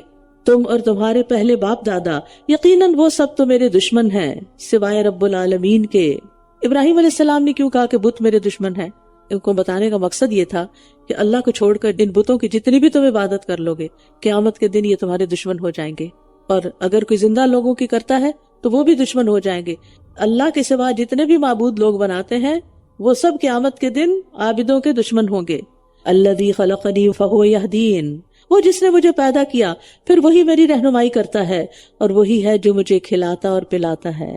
میرا خالق وہی، میرا ہادی وہی، میرا رازق وہی۔ کھانا اور پینا الگ الگ ذکر کیا کیونکہ دونوں ہی بہت بڑی نعمتیں ہیں، اور یہ سب اللہ تعالیٰ کی طرف منسوب کیا کہ وہ کرتا ہے یہ سب کچھ، اور بیماری کو اپنی طرف منسوب کیا وَإِذَا مَرِضْتُ فَهُوَ يَشْفِينِ، اور جب میں بیمار ہوتا ہوں تو وہی مجھے شفا دیتا ہے، کیونکہ بیماری انسان کے اپنے ہی غلطیوں کی وجہ سے، لا علمی جہالت کی وجہ سے آتی ہے، زیادتیوں کی وجہ سے آتی ہے، اور وہی ہے جو مجھے موت دے گا پھر مجھے زندہ کر دے گا، یعنی میری موت اور زندگی بھی اسی کے ہاتھ میں ہے، اور وہی ہے جس سے میں امید رکھتا ہوں کہ بدلے کے دن میری خطائیں معاف کر دے گا، یعنی قیامت کے دن وہ مجھے معاف کر دے گا۔ رب ہب لی حکما والحقنی بالصالحین، کس طرح اللہ تعالیٰ کی تعریفیں کرنے کے بعد دعا کرتے ہیں، ایسے ہی آپ بھی کیا کریں کہ پہلے اللہ تو نے مجھے یہ بھی دیا، اللہ تو ایسا بھی ہے، اللہ تو آسمانوں کا مالک، اللہ یہ تو اس زمین کا بھی مالک، اللہ تو میرا بھی مالک ہے، اور پھر اس کے بعد اپنی حاجتیں رکھا کریں۔ تو یہ اللہ کو پکارنے کا ایک بہترین انداز ہے۔ اے میرے رب مجھے حکمت عطا کر اور مجھے نیک لوگوں کے ساتھ ملا دے۔ رب ہب لی حکمن، حکم کا معنی فیصلہ، یعنی اے رب فیصلے کے لیے جو چیزیں درکار ہیں وہ سب مجھے عطا کر، یعنی اپنے دین کا پورا علم جس سے صحیح فیصلہ ہوتا ہے، پھر معاملے کا صحیح فہم، پھر وہ اقتدار جس کے ساتھ فیصلہ نافذ ہوتا ہے، اللہ وہ سب دے۔ ورنہ بہت سے لوگ لیڈرز ہوتے ہیں لیکن فیصلہ ہی نہیں کر پاتے، فیصلے کی صلاحیت ہی نہیں ہوتی۔ تو جس بندے کے اندر ڈیسیژن پاور نہ ہو وہ خود بھی بھٹکتا رہتا ہے، دوسروں کو بھی بھٹکاتا ہے. اور دوسری چیز کیا مانگی؟ صالحین کا ساتھ، دنیا میں بھی اور آخرت میں بھی. وَاجْعَلْ لِي لِسَانَ صِدْقٍ فِي الْآخِرِينَ، اور بعد میں آنے والوں میں مجھے سچی ناموری عطا فرما دے، یعنی اچھی تعریف اور نیک شہرت، کیونکہ یہ انسان کے حق میں گواہی بنتی ہے. اور اب دیکھیں کہ اللہ تعالیٰ نے ان کی دعا کیسے قبول کی. یہودی، عیسائی، مسلمان سب انہیں اپنا پیشوا مانتے ہیں اور ان کا ذکر خیر کرتے ہیں. وَاجْعَلْنِي مِن وَرَثَةِ جَنَّةِ النَّعِيمِ، اور مجھے راحت بھری جنت کے وارثوں میں سے بنا دے، اور میرے باپ کو بخش دے، یقیناً وہ گمراہوں میں سے تھا. یہ دعا انہوں نے کیوں کی جبکہ وہ مشرک تھا اور خود کہہ رہے ہیں کہ گمراہ تھا؟ اصل میں انہوں نے اپنے باپ سے رخصت ہوتے وقت اس کا وعدہ کر لیا تھا. اور بندہ مومن کو یہ یقین ہوتا ہے کہ اللہ تعالیٰ بخشش مانگنے والے کی بخشش قبول کر لیتا ہے، لیکن چونکہ وہ شرک پر ہی فوت ہوا تو اس کے حق میں دعا نہیں کی جا سکتی تھی. اور تو مجھے رسوا نہ کرنا جس دن وہ سب دوبارہ اٹھائے جائیں گے، یعنی قیامت کے دن مخلوق کے سامنے میرا مواخذہ نہ کرنا، یا میرے والد کو عذاب دے کر مجھے رسوا نہ کرنا کہ لوگ اسے جہنم میں جلتا ہوا دیکھ کر کہیں یہ ابراہیم کا باپ ہے. والدین اگر غلط کام کریں تو اولاد کے لیے بڑی شرمندگی کی بات ہوتی ہے. جس دن مال اور بیٹے فائدہ نہ دیں گے، لیوم لا ينفع مال ولا بنون الا من اتى الله بقلب سلیم، سوائے اس کے جو اللہ کے پاس سلامت دل لے کر آیا. اور سلامتی والا دل یعنی کفر، شرک، نفاق سے پاک، بدعت، جہالت سے پاک، برے اخلاق سے پاک. اور قلب سلیم والا کون ہوتا ہے؟ کہ جو پرہیزگار ہو، صاف ستھرا ہو، جس کے دل میں کوئی گناہ نہ ہو، نہ ظلم، نہ کینہ، نہ حسد. اور ہمیں دعا بھی مانگنی چاہیے، وَأَسْأَلُكَ قَلْبًا سَلِيمًا، اے اللہ میں تجھ سے قلب سلیم مانگتا ہوں، کیونکہ قیامت کے دن یہی کام آئے گا. وَأُزْلِفَتِ الْجَنَّةُ لِلْمُتَّقِينَ، اور متقی لوگوں کے لیے جنت قریب لائی جائے گی، یعنی جنت کا مزید نقشہ کھینچا ابراہیم علیہ السلام نے. وَبُرِّزَتِ الْجَحِيمُ لِلْغَاوِينَ، اور گمراہ لوگوں کے لیے جہنم ظاہر کر دی جائے گی، اور ان سے کہا جائے گا کہاں ہیں وہ جن کی تم عبادت کیا کرتے تھے اللہ کے سوا؟ کیا وہ تمہاری مدد کر سکتے ہیں یا وہ بدلہ لے سکتے ہیں؟ پھر یہ اور سب بہکے ہوئے لوگ اس میں اوندھے منہ گرا دیے جائیں گے، اور ابلیس کے تمام لشکر بھی اس حال میں کہ وہ اس میں جھگڑ رہے ہوں گے، کہیں گے تاللہ ان کننا لفی ضلال مبین، قسم ہے اللہ کی بے شک ہم تو کھلی گمراہی میں تھے جب ہم تمہیں رب العالمین کے برابر قرار دیتے تھے، اور ہمیں تو ان مجرموں نے گمراہ کیا تھا، یعنی ان بڑے بڑے سرداروں نے جو خود بہکے ہوئے تھے اور ہمیں بھی بہکا دیا. تو اب ہمارے لیے کوئی سفارشی بھی نہیں، کیونکہ شرک کرنے والوں کے لیے کوئی سفارش نہیں کر سکے گا، اجازت ہی نہیں ملے گی، اور نہ کوئی دلی دوست. پھر کاش کہ ہمارے لیے ایک بار دنیا میں واپس جانا ہوتا تو ہم بھی ایمان لانے والوں میں سے ہو جاتے. ان فی ذلک لآیہ وما کان اکثرهم مؤمنین وان ربک لہو العزیز الرحیم، بے شک اس میں یقیناً ایک نشانی ہے اور ان کے اکثر ایمان لانے والے نہ تھے، اور بے شک آپ کا رب وہی بہت زبردست نہایت رحم کرنے والا ہے. کذبت قوم نوح المرسلین، قوم نوح نے بھی رسولوں کو جھٹلا دیا جب ان کے بھائی نوح نے ان سے کہا کیا تم ڈرتے نہیں ہو؟ پیغمبر اپنی قوم کا بھائی کہلاتا ہے. بے شک میں تمہارے لیے ایک امانت دار رسول ہوں، یعنی رسالت کے ثبوت کے لیے دو چیزیں پیش کی. فاتقوا اللہ وأطیعون، پس تم اللہ سے ڈرو اور میری اطاعت کرو، اور میں اس کام پر تم سے کسی اجرت کا سوال نہیں کرتا، میرا اجر تو رب العالمین کے ذمہ ہے، بس اللہ سے ڈرو اور میری اطاعت کرو. انہوں نے کہا کیا ہم تجھ پر ایمان لے آئیں جبکہ تیری پیروی حقیر ترین لوگوں نے کی ہے؟ اس نے کہا اور مجھے کیا علم جو وہ کرتے رہے ہیں، ان کا حساب تو میرے رب کے ذمہ ہے اگر تم شعور رکھتے ہو، اور میں ایمان لانے والوں کو دھتکارنے والا نہیں ہوں، میں تو ایک کھلم کھلا خبردار کرنے والا ہوں. انہوں نے کہا اے نوح اگر تو باز نہ آیا تو یقیناً تو سنسار کیے جانے والوں میں سے ہوگا. اس نے کہا اے میرے رب بے شک میری قوم نے مجھے جھٹلا دیا، فافتح بینی وبینہم فتحا ونجنی ومن معی من المؤمنین، پس تو میرے اور ان کے درمیان حتمی فیصلہ کر دے اور مجھے اور مومنوں میں سے جو میرے ساتھ ہیں انہیں نجات دے دے. تو ہم نے اس کو اور ان لوگوں کو جو بھری ہوئی کشتی میں اس کے ساتھ سوار تھے نجات دے دی. پھر اس کے بعد ہم نے باقی رہ جانے والوں کو غرق کر دیا، یعنی نوح علیہ السلام کی 900 سالہ تبلیغ کے باوجود ایمان نہ لانے والوں کو ڈبو دیا گیا، غرق کر دیا گیا. ان فی ذلک لآیہ وما کان اکثرهم مؤمنین وان ربک لہو العزیز الرحیم، بے شک اس میں یقیناً ایک نشانی ہے اور ان کے اکثر ایمان لانے والے نہ تھے، اور بے شک آپ کا رب وہی بہت زبردست نہایت رحم کرنے والا ہے. کذبت عاد المرسلین، قوم عاد نے بھی رسولوں کو جھٹلا دیا. قوم عاد جسمانی لحاظ سے بڑے تنومند اور زوراور لوگ تھے، ان جیسی کوئی قوم پیدا نہیں کی گئی، نہایت ترقی یافتہ تھے، اونچے اونچے ستونوں والی بلند و بالا عمارتیں بنانے کی وجہ سے ان کی شہرت ہی ستونوں والوں کے نام سے تھی. لیکن اس مادی ترقی اور جسمانی قوت کی وجہ سے وہ سخت متکبر تھے اور کسی کو اپنے سے طاقتور نہیں مانتے تھے. اور یہ چیز آپ کو مختلف قوموں میں جا کے محسوس بھی ہوتی کہ جو قوم ترقی یافتہ ہوتی ہے عام طور پر اس کے اندر اس ترقی کی وجہ سے بڑی بڑی عمارتیں بنانے کی وجہ سے، عمارتوں کا جنگل کھڑا کرنے کی وجہ سے غرور بھی آ جاتا ہے. اذ قال لهم اخوهم ہود الا تتقون، جب ان کے بھائی ہود نے ان سے کہا کیا تم ڈرتے نہیں. ہر نبی اپنی قوم کا ایک فرد ہوتا ہے اور اس اعتبار سے ان کا بھائی بنتا ہے. بے شک میں تمہارے لیے ایک امانت دار رسول ہوں، بس اللہ سے ڈرو اور میری اطاعت کرو، اور میں اس کام پر تم سے کسی اجرت کا سوال نہیں کرتا، میرا اجر تو رب العالمین کے ذمہ ہے. اتبنون بکل ریع آیۃ تعبثون، کیا تم ہر اونچی جگہ پر کوئی بیکار یادگار بنا دیتے ہو. یعنی ہود علیہ السلام نے اپنی قوم کو بیکار کاموں سے، بے مقصد کاموں سے منع کیا. یعنی تم صرف فخر اور غرور کے اظہار کے لیے، اپنی دولت کے اظہار کے لیے ایسی چیزیں بناتے ہو جن کا نہ دنیا میں فائدہ نہ آخرت میں. تو گھر بناتے ہوئے بھی یہ خیال رکھنا چاہیے کہ ضرورت کی چیزیں تو بنائی جائیں، لیکن صرف سجاوٹ کے لیے بڑی بڑی رقم خرچ کر دینا اور اس پیسے کو ضائع کر دینا درست نہیں. یعنی ایسا گھر ضرور انسان بنائے جو کمفرٹیبل ہو، جو کنوینئنٹ ہو، جس میں ہر چیز صاف ستھری ہو، پائیدار ہو، لیکن دکھاوا نہ ہو، غیر ضروری شان و شوکت کا اظہار نہ ہو، کیونکہ ایسی عمارتیں بنانا جس سے فخر و غرور نظر آتا ہو یہ ناپسندیدہ ہیں. وَتَتَّخِذُونَ مَصَانِعَ لَعَلَّكُمْ تَخْلُدُونَ، اور تم شاندار محلات تعمیر کرتے ہو شاید کہ تم ہمیشہ رہو گے. یعنی قوم ہود ہمیشہ رہنے کی خواہش کی وجہ سے ایسے مکانات بنا رہی تھی اور ایسے محلات. ابو درداء نے ایک علاقے غوطہ میں مسلمانوں کی بنائی ہوئی عمارتیں اور شجرکاری دیکھی تو ان کی مسجد میں جا کر آواز دی، اے دمشق والو. جب وہ اکٹھے ہو گئے تو اللہ کی حمد و ثنا کی، فرمایا کیا تم حیا نہیں کرتے، کیا تم حیا نہیں کرتے، تم وہ کچھ جمع کرتے ہو جو کھاتے نہیں ہو. اتنی گروسری کی کہ پھر چیزیں اوور ڈیٹ ہو گئی تو اٹھا کے بن میں پھینک دی. اور وہ عمارتیں بناتے ہو جن میں رہتے نہیں ہو، اپنی ضرورت سے زائد بڑے بڑے گھر بنانا، اور اس کی امید کرتے ہو جو کبھی حاصل نہیں کر سکتے. حقیقت یہ ہے کہ تم سے پہلے کئی صدیاں گزری، وہ لوگ جمع کرتے تھے، پھر اس کی حفاظت کرتے، عمارتیں بناتے اور بہت مضبوط بناتے، امیدیں باندھتے اور بہت لمبی باندھتے، پھر ان کی امید دھوکہ نکلی اور ان کی جماعت ہلاک ہو گئی اور ان کی رہائش گاہیں ان کی قبریں بن گئیں. یاد رکھو قوم عاد عدن سے عمان تک گھوڑوں اور اونٹوں کے مالک تھے، اتنے مالدار تھے. اب کون ہے جو مجھ سے ان کی میراث 2 درہم میں خرید لے؟ کچھ بھی تو باقی نہیں بچا. تو انسان وہ بنائے جو آخرت میں کام آئے. اور جب تم پکڑتے ہو تو جابر بن کر پکڑتے ہو، بس اللہ سے ڈرو اور میری اطاعت کرو، اور اس ذات سے ڈرو جس نے ان چیزوں کے ساتھ تمہاری مدد کی جن کو تم جانتے ہو. اس نے مویشیوں اور بیٹوں سے تمہاری مدد کی اور باغوں اور چشموں سے. بے شک میں تم پر ایک بڑے دن کے عذاب کا خوف رکھتا ہوں. بڑا دن کون سا ہے؟ قیامت کا دن. انہوں نے کہا ہمارے لیے برابر ہے، خواہ تم نصیحت کرو یا تم نصیحت کرنے والوں میں سے نہ ہو. اتنے بے پرواہ تھے، جو مرضی کر لو ہم نے نہیں ماننا. یہ تو بس پہلے لوگوں کی عادت ہے، یعنی ہمارے باپ دادا پہلے سے یہ سب کچھ کر رہے تھے جو ہم کر رہے ہیں. ان پہ تو کوئی عذاب نہیں آیا تو ہم پہ کیوں آ جائے گا؟ اور ہم ہرگز عذاب دیے جانے والے نہیں. وَمَا نَحْنُ بِمُعَذَّبِينَ، بس انہوں نے اس کو جھٹلا دیا تو ہم نے انہیں ہلاک کر دیا. بے شک اس میں یقیناً ایک نشانی ہے اور ان کے اکثر ایمان لانے والے نہ تھے. نشانی کیا تھی؟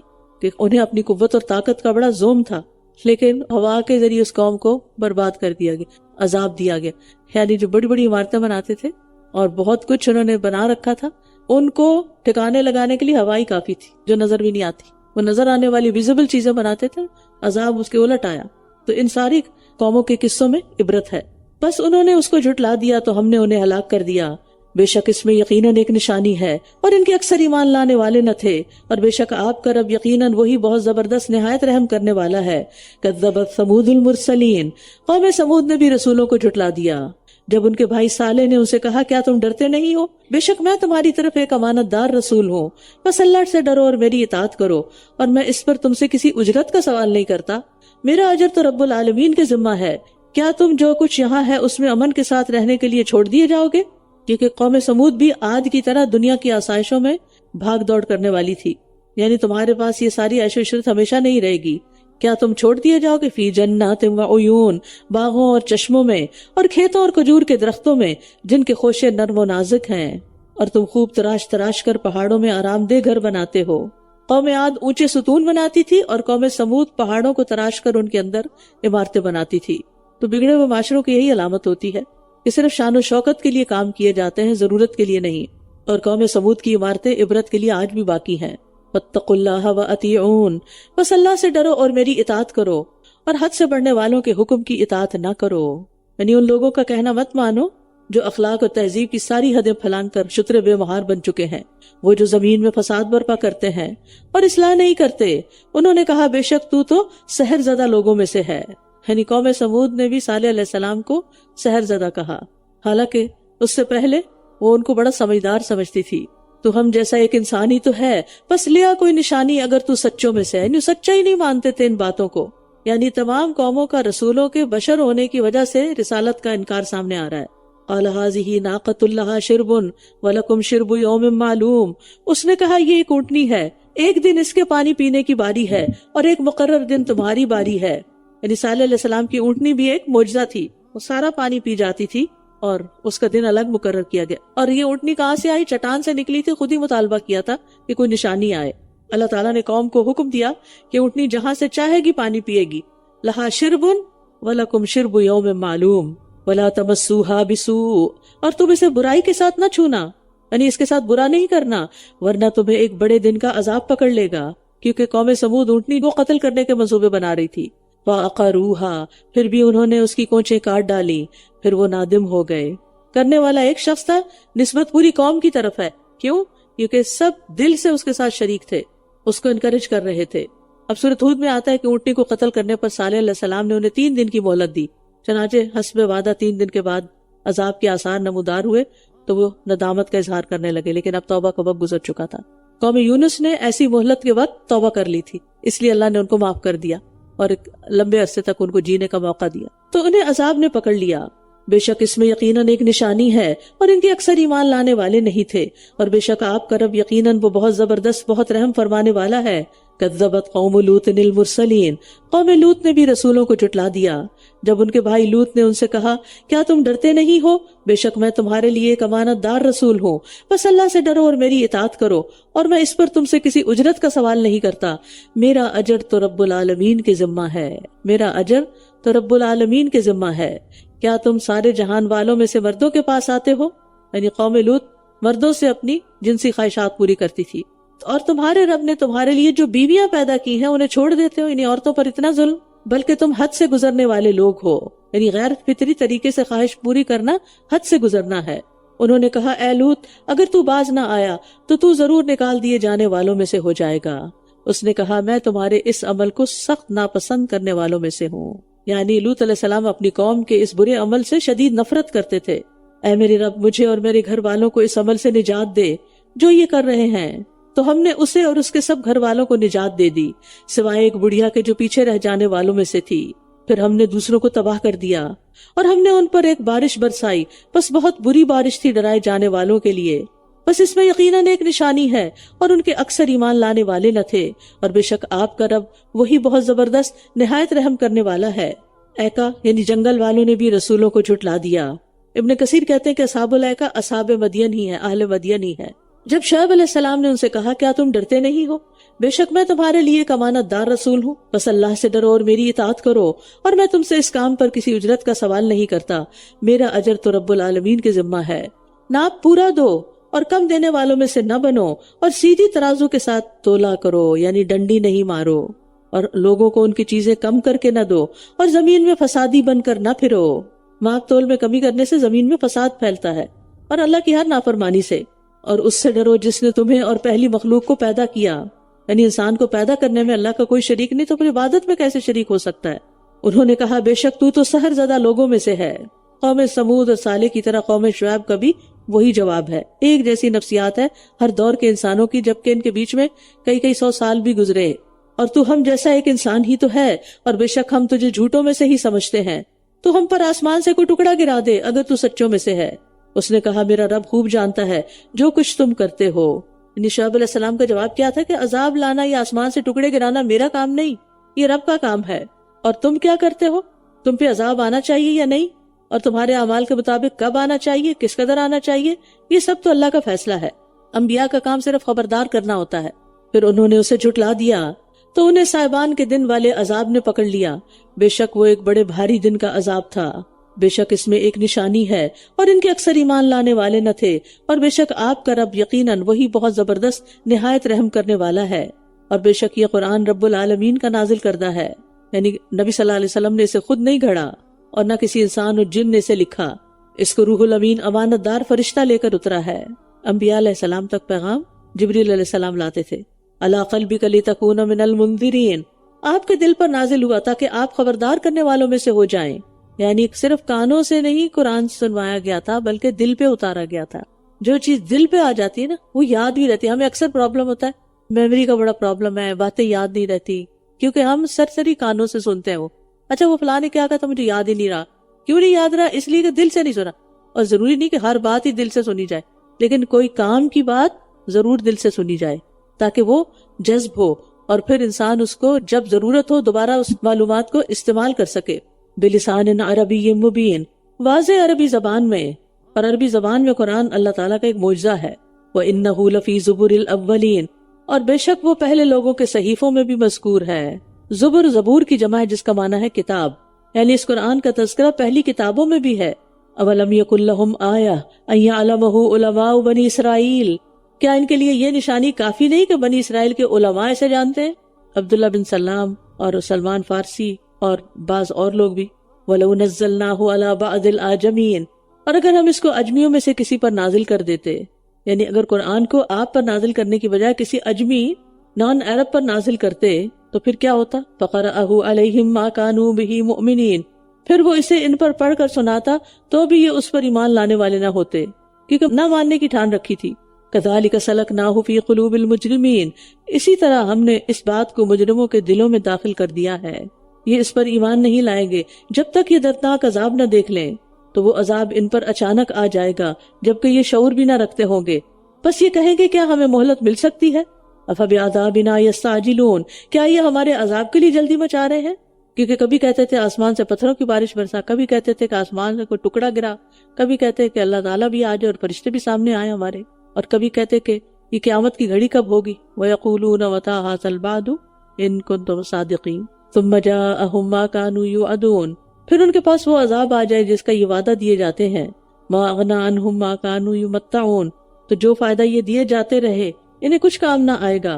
اور ہم نے کسی بستی کو ہلاک نہیں کیا مگر اس کے لیے کئی ڈرانے والے تھے نصیحت کے طور پر، اور ہم ظالم نہ تھے. اور اس وحی کو شیاطین لے کر نہیں اترا کرتے، اور نہ یہ ان کے لائق ہے اور نہ ہی یہ استطاعت رکھتے ہیں. بے شک یہ تو اس کے سننے سے بھی الگ کیے ہوئے ہیں. بس آپ اللہ کے ساتھ کوئی دوسرا معبود نہ پکاریں ورنہ آپ عذاب دیے جانے والوں میں سے ہو جائیں گے. یہ سورۃ الشعراء کی بہت ہی اہم آیت ہے. فَلَا تَدْعُ مَعَ اللَّهِ إِلَٰهًا آخَرَ فَتَكُونَ مِنَ الْمُعَذَّبِينَ، بس آپ اللہ کے ساتھ کوئی دوسرا معبود نہ پکاریں ورنہ آپ عذاب دیے جانے والوں میں سے ہو جائیں گے. وَأَنذِرْ عَشِيرَتَكَ الْأَقْرَبِينَ، اور اپنے قریبی رشتہ داروں کو خبردار کیجیے، اور مومنوں میں سے جو آپ کی پیروی کریں ان کے لیے اپنے بازو جھکا دیجیے. پھر اگر یہ آپ کی نافرمانی کریں تو کہہ دیجیے بے شک میں اس سے بری ذمہ ہوں جو تم کر رہے ہو. اور بہت زبردست نہایت رحم کرنے والے پر توکل کیجیے. توکل کا مطلب ہوتا ہے اپنا کام کسی کے سپرد کر دینا کہ آپ کے بہاف پہ وہ کرے، اور جس کے متعلق یقین ہو کہ وہ اس کے لیے کافی ہوگا، تو یہ بہترین طریقہ ہے. الذی یراک حین تقوم، وہ آپ کو دیکھتا ہے جس وقت آپ کھڑے ہوتے ہیں. وتقلبک فی الساجدین، اور سجدہ کرنے والوں میں بھی آپ کی نقل و حرکت کو دیکھتا ہے. بے شک وہ وہی خوب سننے والا خوب جاننے والا ہے. کیا میں تمہیں بتاؤں کہ شیاطین کس پہ اترتے ہیں؟ تنزل علی کل افاک اسیم، وہ ہر بہت جھوٹے سخت گناہگار پر اترتے ہیں. یلقون السمع واکثرهم کاذبون، وہ کانوں میں سنی سنائی باتیں لا ڈالتے ہیں اور ان کے اکثر جھوٹے ہوتے ہیں، یعنی 100 باتوں میں سے 99 جھوٹ ملا لیتے ہیں. والشعراء یتبعهم الغاوون، اور شعراء ان کی پیروی تو بہکے ہوئے لوگ ہی کرتے ہیں. یعنی شاعری ایک بہت بڑا ٹول ہوتا ہے برائی اور بے حیائی پھیلانے کا، کیونکہ دلوں پر جلد اثر کر جاتا ہے نا.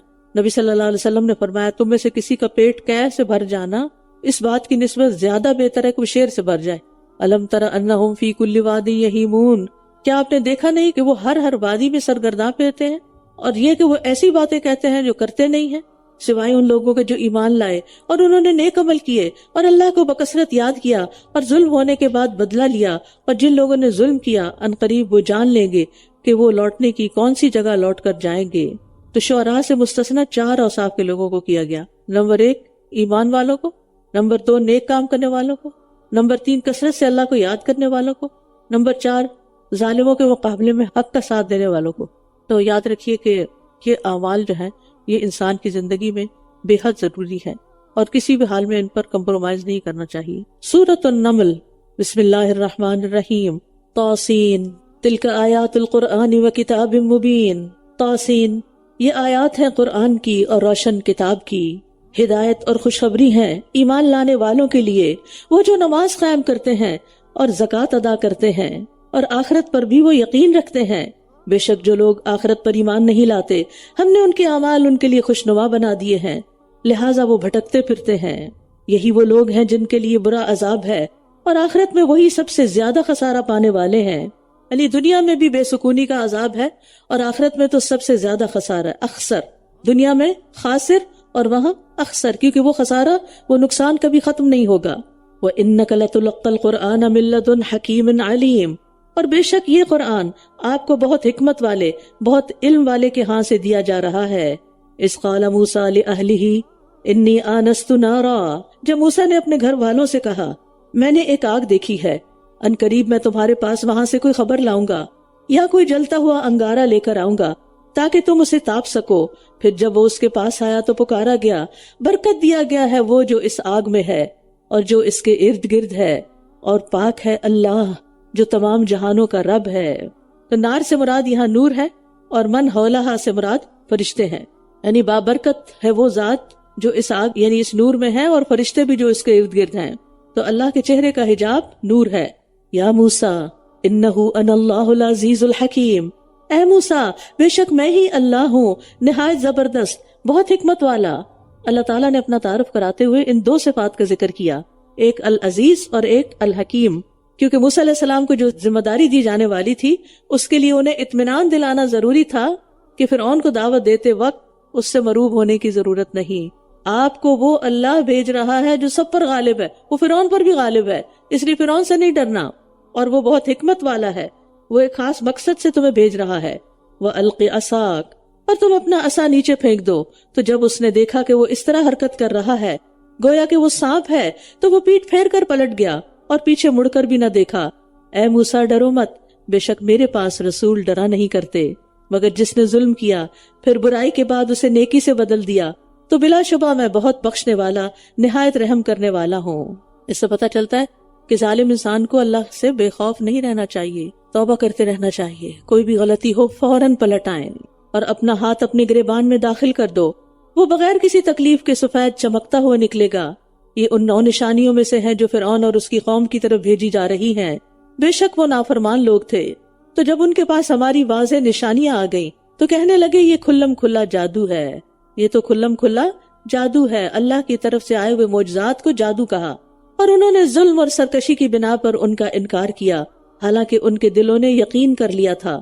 تو دیکھو کیسا ہوا انجام فساد کرنے والوں کا، یعنی جان بوجھ کے انکار کیا، یقین ہونے کے باوجود انکار کیا۔ تو اللہ کو تو پتا تھا نا کہ دلوں کا حال کیا ہے اور اوپر سے کیا کر رہے ہیں۔ وَلَقَدْ آتَيْنَا دَاوُودَ وَسُلَيْمَانَ عِلْمًا، اور یقیناً ہم نے داؤد اور سلیمان کو ایک علم عطا کیا تھا، اور ان دونوں نے کہا تمام تعریف اللہ کے لیے ہے جس نے ہمیں اپنے مومن بندوں کی اکثریت پر فضیلت عطا فرمائی۔ فضیلت کس کی بنا پر ہوتی ہے؟ علم کی بنا پر، اور علم یہاں نکرہ ہے، یعنی دنیا کا علم بھی اور دین کا علم بھی سب شامل ہو جاتے ہیں، یعنی پڑھے لکھے اور ان پڑھ برابر نہیں ہوتے۔ اور سلیمان داؤد کا وارث ہوا، اور اس نے کہا اے لوگو، ہم پرندوں کی بولی سکھائے گئے ہیں اور ہم ضرورت کی ہر چیز دیے گئے ہیں، بے شک یہ واضح فضل ہے۔ اور سلیمان کے لیے اب دیکھیے کہ یہ کس کو علم ملا پرندوں کی بولی کا، اور شاید ان کی طرح بولتے بھی ہوں گے یا سنتے اور سمجھتے ہی ہوں گے۔ اور ہم ضرورت کی ہر چیز دیے گئے، یعنی بے شمار وسائل ریسورسز ہیں ہمارے پاس، بے شک یہ واضح فضل ہے۔ سبحان اللہ، جو کچھ ان کو ملا اس کو اللہ کا فضل قرار دے رہے ہیں۔ ہمیں جب نعمتیں ملتی ہیں تو ہم کیا کرتے ہیں؟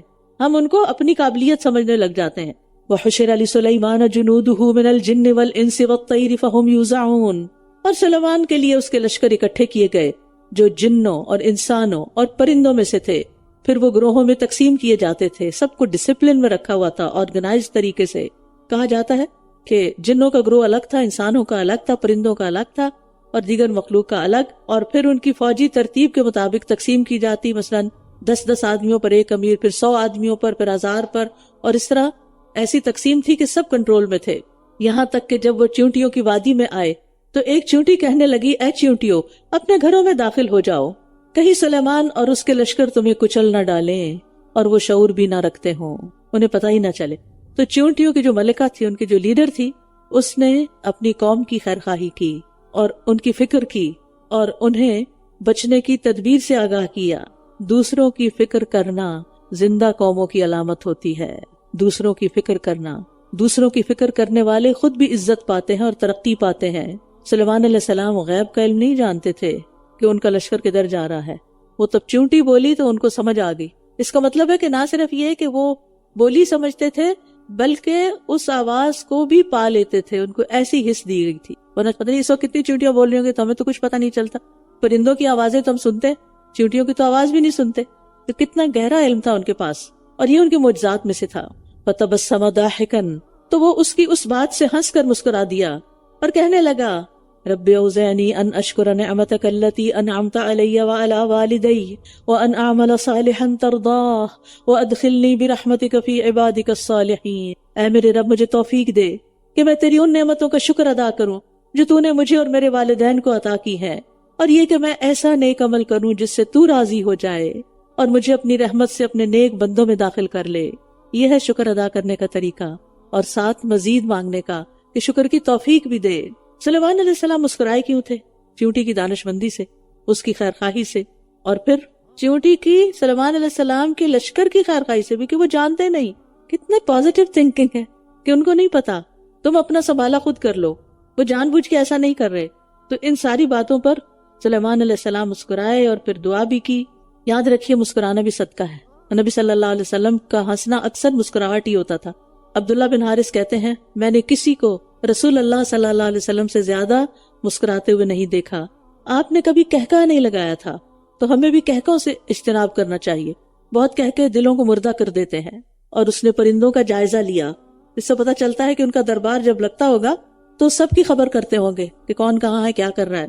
اور اس نے پرندوں کا جائزہ لیا تو کہنے لگا، کیا ہے مجھے کہ میں ہدہد کو نہیں دیکھ رہا، یا وہ غائب ہونے والوں میں سے آج حاضر ہی نہیں ہوئی؟ یقیناً میں اسے سخت سزا دوں گا، یا اس کو ضرور ذبح کر ڈالوں گا۔ کیوں؟ تاکہ دوسرے لوگ بھی عبرت لیں اور وہ بھی غائب ہونا نہ شروع کر دیں، یا وہ ضرور میرے پاس کوئی واضح دلیل لے کر آئے۔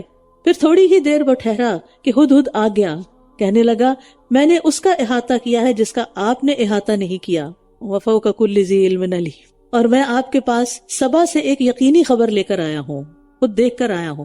کہاں تک اڑان کر کے گیا ہوگا، کئی سو میل۔ سبحان اللہ۔ اس سے پتہ چلتا ہے کہ بعض اوقات کم درجے والے کو بھی ایسی بات معلوم ہو سکتی ہے جو بڑے بزرگ کو نہیں معلوم۔ تو اس لیے اگر ہمارے بچے یا ہم سے چھوٹے لوگ یا ہمارے شاگرد ہمیں کوئی بات سنائیں، بتائیں، ایڈ کریں، کریکٹ کریں، تو اس کو توجہ سے سننا چاہیے، اور اگر وہ صحیح ہو تو لینے میں کوئی آر نہیں ہونی چاہیے۔ بے شک میں نے ایک عورت کو پایا جو ان پر حکمرانی کرتی ہے، اور وہ ضرورت کی ہر چیز دی گئی ہے، اور اس کا تخت بھی بہت بڑا ہے۔ یعنی ہدہد کے لیے یہ بڑی تعجب کی بات تھی کہ عورت حکمران ہے۔ میں نے اسے اور اس کی قوم کو اس حال میں پایا کہ وہ اللہ کو چھوڑ کر سورج کو سجدہ کرتے ہیں، اور شیطان نے ان کے اعمال ان کے لیے خوشنما بنا دیے ہیں، بس انہیں سیدھے راستے سے روک دیا ہے، لہٰذا وہ راہ نہیں پاتے۔ اللہ اکبر۔ یعنی وہ پوری طرح قوم ساری ترقیوں کے باوجود شیطان کے جال میں پھنسی ہوئی ہے۔ اب یہاں آپ دیکھیں کہ پھر ہدہد کی تھنکنگ کتنی پازیٹیو ہے، اور پورا انالائز کر لیا سچویشن کو کہ یہ شرک کیوں کر رہے ہیں اور کس کی پوجا کرتے ہیں۔ اس کا مطلب ہے کافی دیر ٹھہر کے دیکھا ہوگا۔ پرندوں سے بھی ہوشیار رہیے، قیامت کے دن گواہ بن جائیں گے۔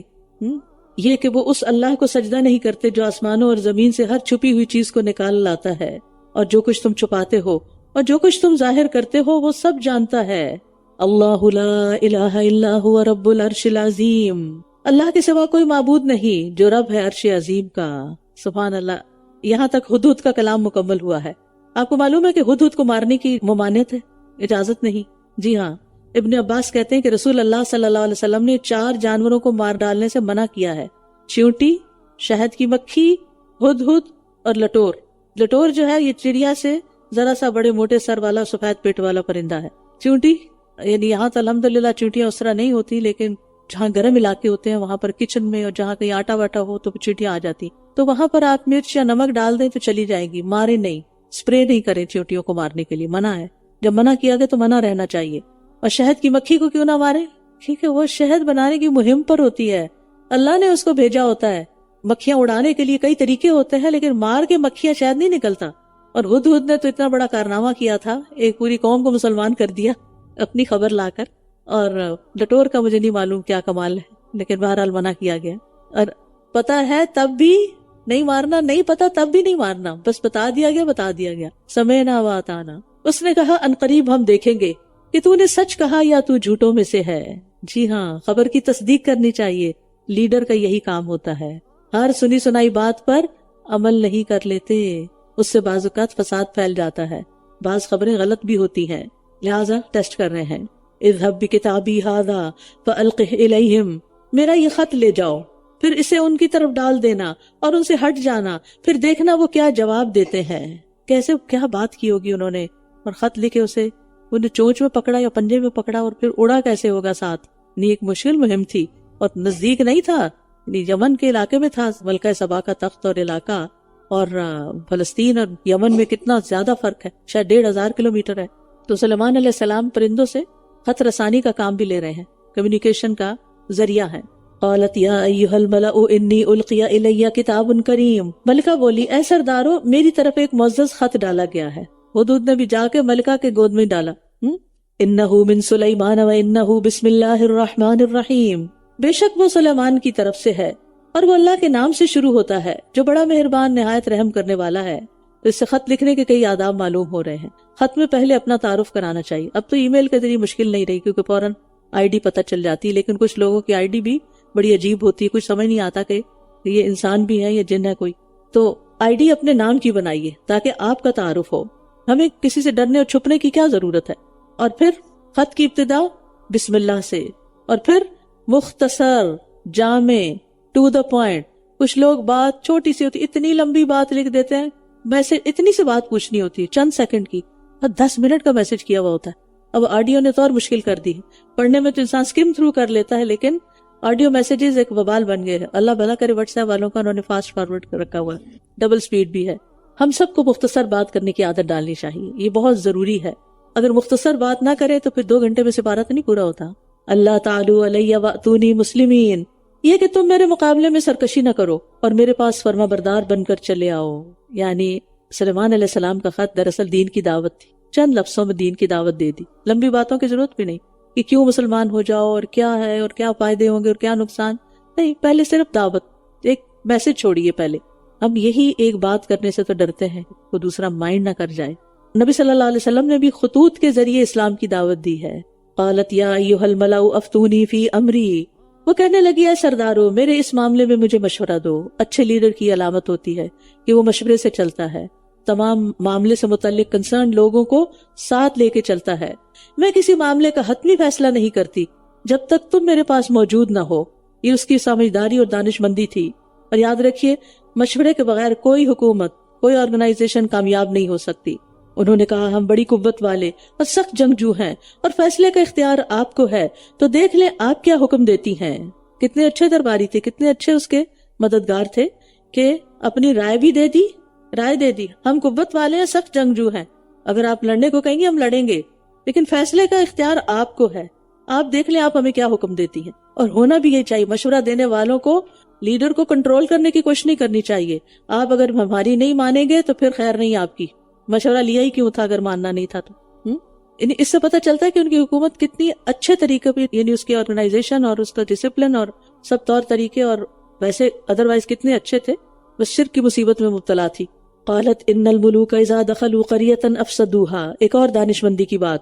وہ کہنے لگی بے شک بادشاہ جب کسی بستی میں داخل ہوتے ہیں تو وہ اسے اجاڑ دیتے ہیں اور اس کے باعزت لوگوں کو ذلیل کر دیتے ہیں، بادشاہوں کو بھی غلام بنا لیتے ہیں، اور یہ بھی اسی طرح کریں گے. وہ اپنے خوف اور اپنا کنسرن شو کر رہی تھی. یعنی اس سے پتہ چلتا ہے کہ وہ اپنے سرداروں سے بھی زیادہ سمجھدار تھی، کیونکہ ان سرداروں نے تو جنگ کرنے کی رائے دی تھی، لیکن ان کو تو پھر سمجھ آ گئی کہ یہ طریقہ درست نہیں. وَإِنِّي مُرْسِلَةٌ إِلَيْهِمْ بِهَدِيَّةٍ فَنَاظِرَةٌ بِمَا يَرْجِعُ الْمُرْسَلُونَ. کام کرنے کا طریقہ آتا تھا اس خاتون کو، اور میں ان کی طرف ایک ہدیہ بھیجنے والی ہوں، پھر دیکھتی ہوں کہ قاصد کس جواب کے ساتھ لوٹتے ہیں. جس سے پتہ چلتا ہے کہ ایک نہیں کئی ایمبیسیڈرز بھیجے. اور یہ خاتون اپنے شرک کی حالت میں اور پھر بعد میں اسلام لا کر اسلام کی حالت دونوں میں بہت عقل مند تھی. تو اس سے پتہ چلتا ہے کہ خواتین میں عقل مند بھی بہت ہوتی ہیں. یعنی کہ صرف یہ کہنا کہ عورتیں جو ہیں ان کی عقل ماری ہوئی ہے، ایسی بات نہیں. اور عورتوں کو ہر وقت ایسے رویے بھی اختیار نہیں کرنے چاہیے، مجھے نہیں پتا، مجھے نہیں سمجھ، میں نہیں جانتی، ہر وقت اپنی کمزوری ظاہر کرنا۔ اللہ نے کوئی ایسا کمزور تو نہیں پیدا کیا، ٹھیک ہے فزیکلی ہم کچھ ویک ہیں، لیکن اللہ نے بہت اسٹرینتھ بھی دی ہے ہمیں، اور یہ سب سے بڑی اسٹرینتھ ہے کہ کسی کو حکمت ملے۔ جس کو حکمت ملی اس کو خیر کثیر مل گئی۔ تو اس نے آزمانے کے لیے تحفہ بھیجا کہ وہ ہمارے مال کو قبول کرتے ہیں یا نہیں۔ اگر قبول کر لیا تو سمجھو کہ بادشاہ ہیں، ورنہ کچھ اور معاملہ ہے۔ جب وہ سلیمان کے پاس پہنچے تو کہا کیا تم مجھے مال کے ساتھ مدد دینا چاہتے ہو؟ تو اللہ نے جو مجھے عطا کیا ہے وہ اس سے کہیں بہتر ہے جو اس نے تمہیں عطا کیا ہے، بلکہ تم خود ہی اپنے ہدیے پر خوش ہوتے ہو، یعنی یہ تمہارا ہی کام ہے کہ اس قسم کے تحفوں سے خوش ہو جاتے ہو۔ مجھے تو تحفہ چاہیے تمہارے ایمان کا، اگر وہ نہیں مانتے تو پھر لڑنے کو تیار ہو جاؤ۔ ارجع الیہم فلنأتینہم بجنود لا قبل لہم، ان کی طرف واپس لوٹ جاؤ، بس اب ہم ان پر ایسے لشکر لائیں گے جن کا وہ مقابلہ نہ کر سکیں گے۔ صرف انسانوں کے لشکر نہیں تھے وہاں، تو اور بھی بہت کچھ تھا، اور ہم ضرور انہیں ذلیل و خوار کر کے وہاں سے نکال دیں گے۔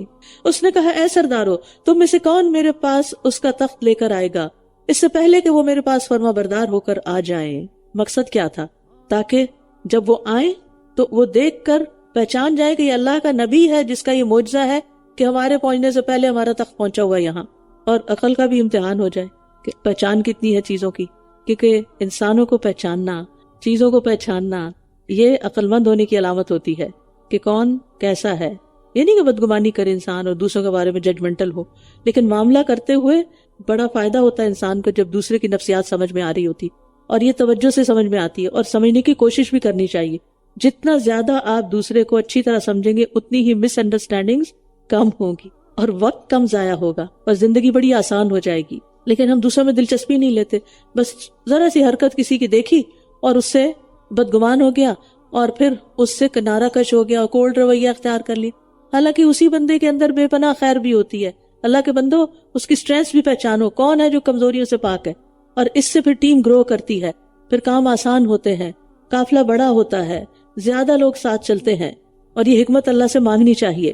قال عفریت من الجن انا آتیک بہ قبل ان تقوم من مقامک وانی علیہ لقوی امین۔ جنوں میں سے ایک دیو نے کہا اس سے پہلے کہ آپ اپنی جگہ سے اٹھیں میں اسے آپ کے پاس لے آؤں گا، اور بے شک میں اس پر پوری قوت رکھنے والا بہت امانت دار ہوں۔ عفریت کہتے ہیں طاقتور اور شریر کو، یعنی بڑا طاقتور اور شریر جن جو آپ کی مجلس میں بیٹھا ہوا تھا۔ اس نے کہا قوت ہے اٹھا لاؤں گا، امانت دار ہوں، اس کے کسی ہیرے جواہرات کی چوری نہیں کروں گا۔ تو ہو سکتا ہے اس کی شہرت اچھی نہ ہو، اس لیے اس نے اپنی صفائی پہلے پیش کی۔ قال الذی عندہ علم من الکتاب، جس کے پاس کتاب کا علم تھا، اب علم والا اٹھا ہے، وہ قوت والا تھا، علم والا ہے، وہ بول اٹھا اس سے پہلے کہ آپ کی نظر آپ کی طرف لوٹے، آپ آنکھ جھپکیں، میں اسے آپ کے پاس لے آؤں گا۔ اب یہ نہیں پتا چلتا یہ انسان تھا یہ جن تھا۔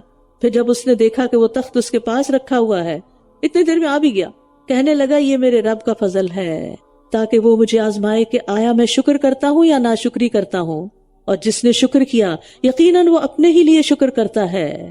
وَمَن شَكَرَ فَإِنَّمَا يَشْكُرُ لِنَفْسِهِ، شکر کا فائدہ خود انسان کو ہی ہوتا ہے، کرنے والے کو ہی ہوتا ہے، اور جس نے ناشکری کی تو یقیناً میرا رب بہت بے نیاز نہایت عزت والا ہے۔ اب قرآن و سنت سے بالکل نہیں پتا چلتا کہ یہ شخص کون تھا، بس ہم پھر اسی پر ہی گزارا کریں گے جو ہمیں معلوم ہو گیا، لیکن اتنا پتا ضرور چلتا کہ وہ علم والا تھا۔ تو اس سے پھر علم کی قوت کا اندازہ لگائیے اور علم کی فضیلت کا۔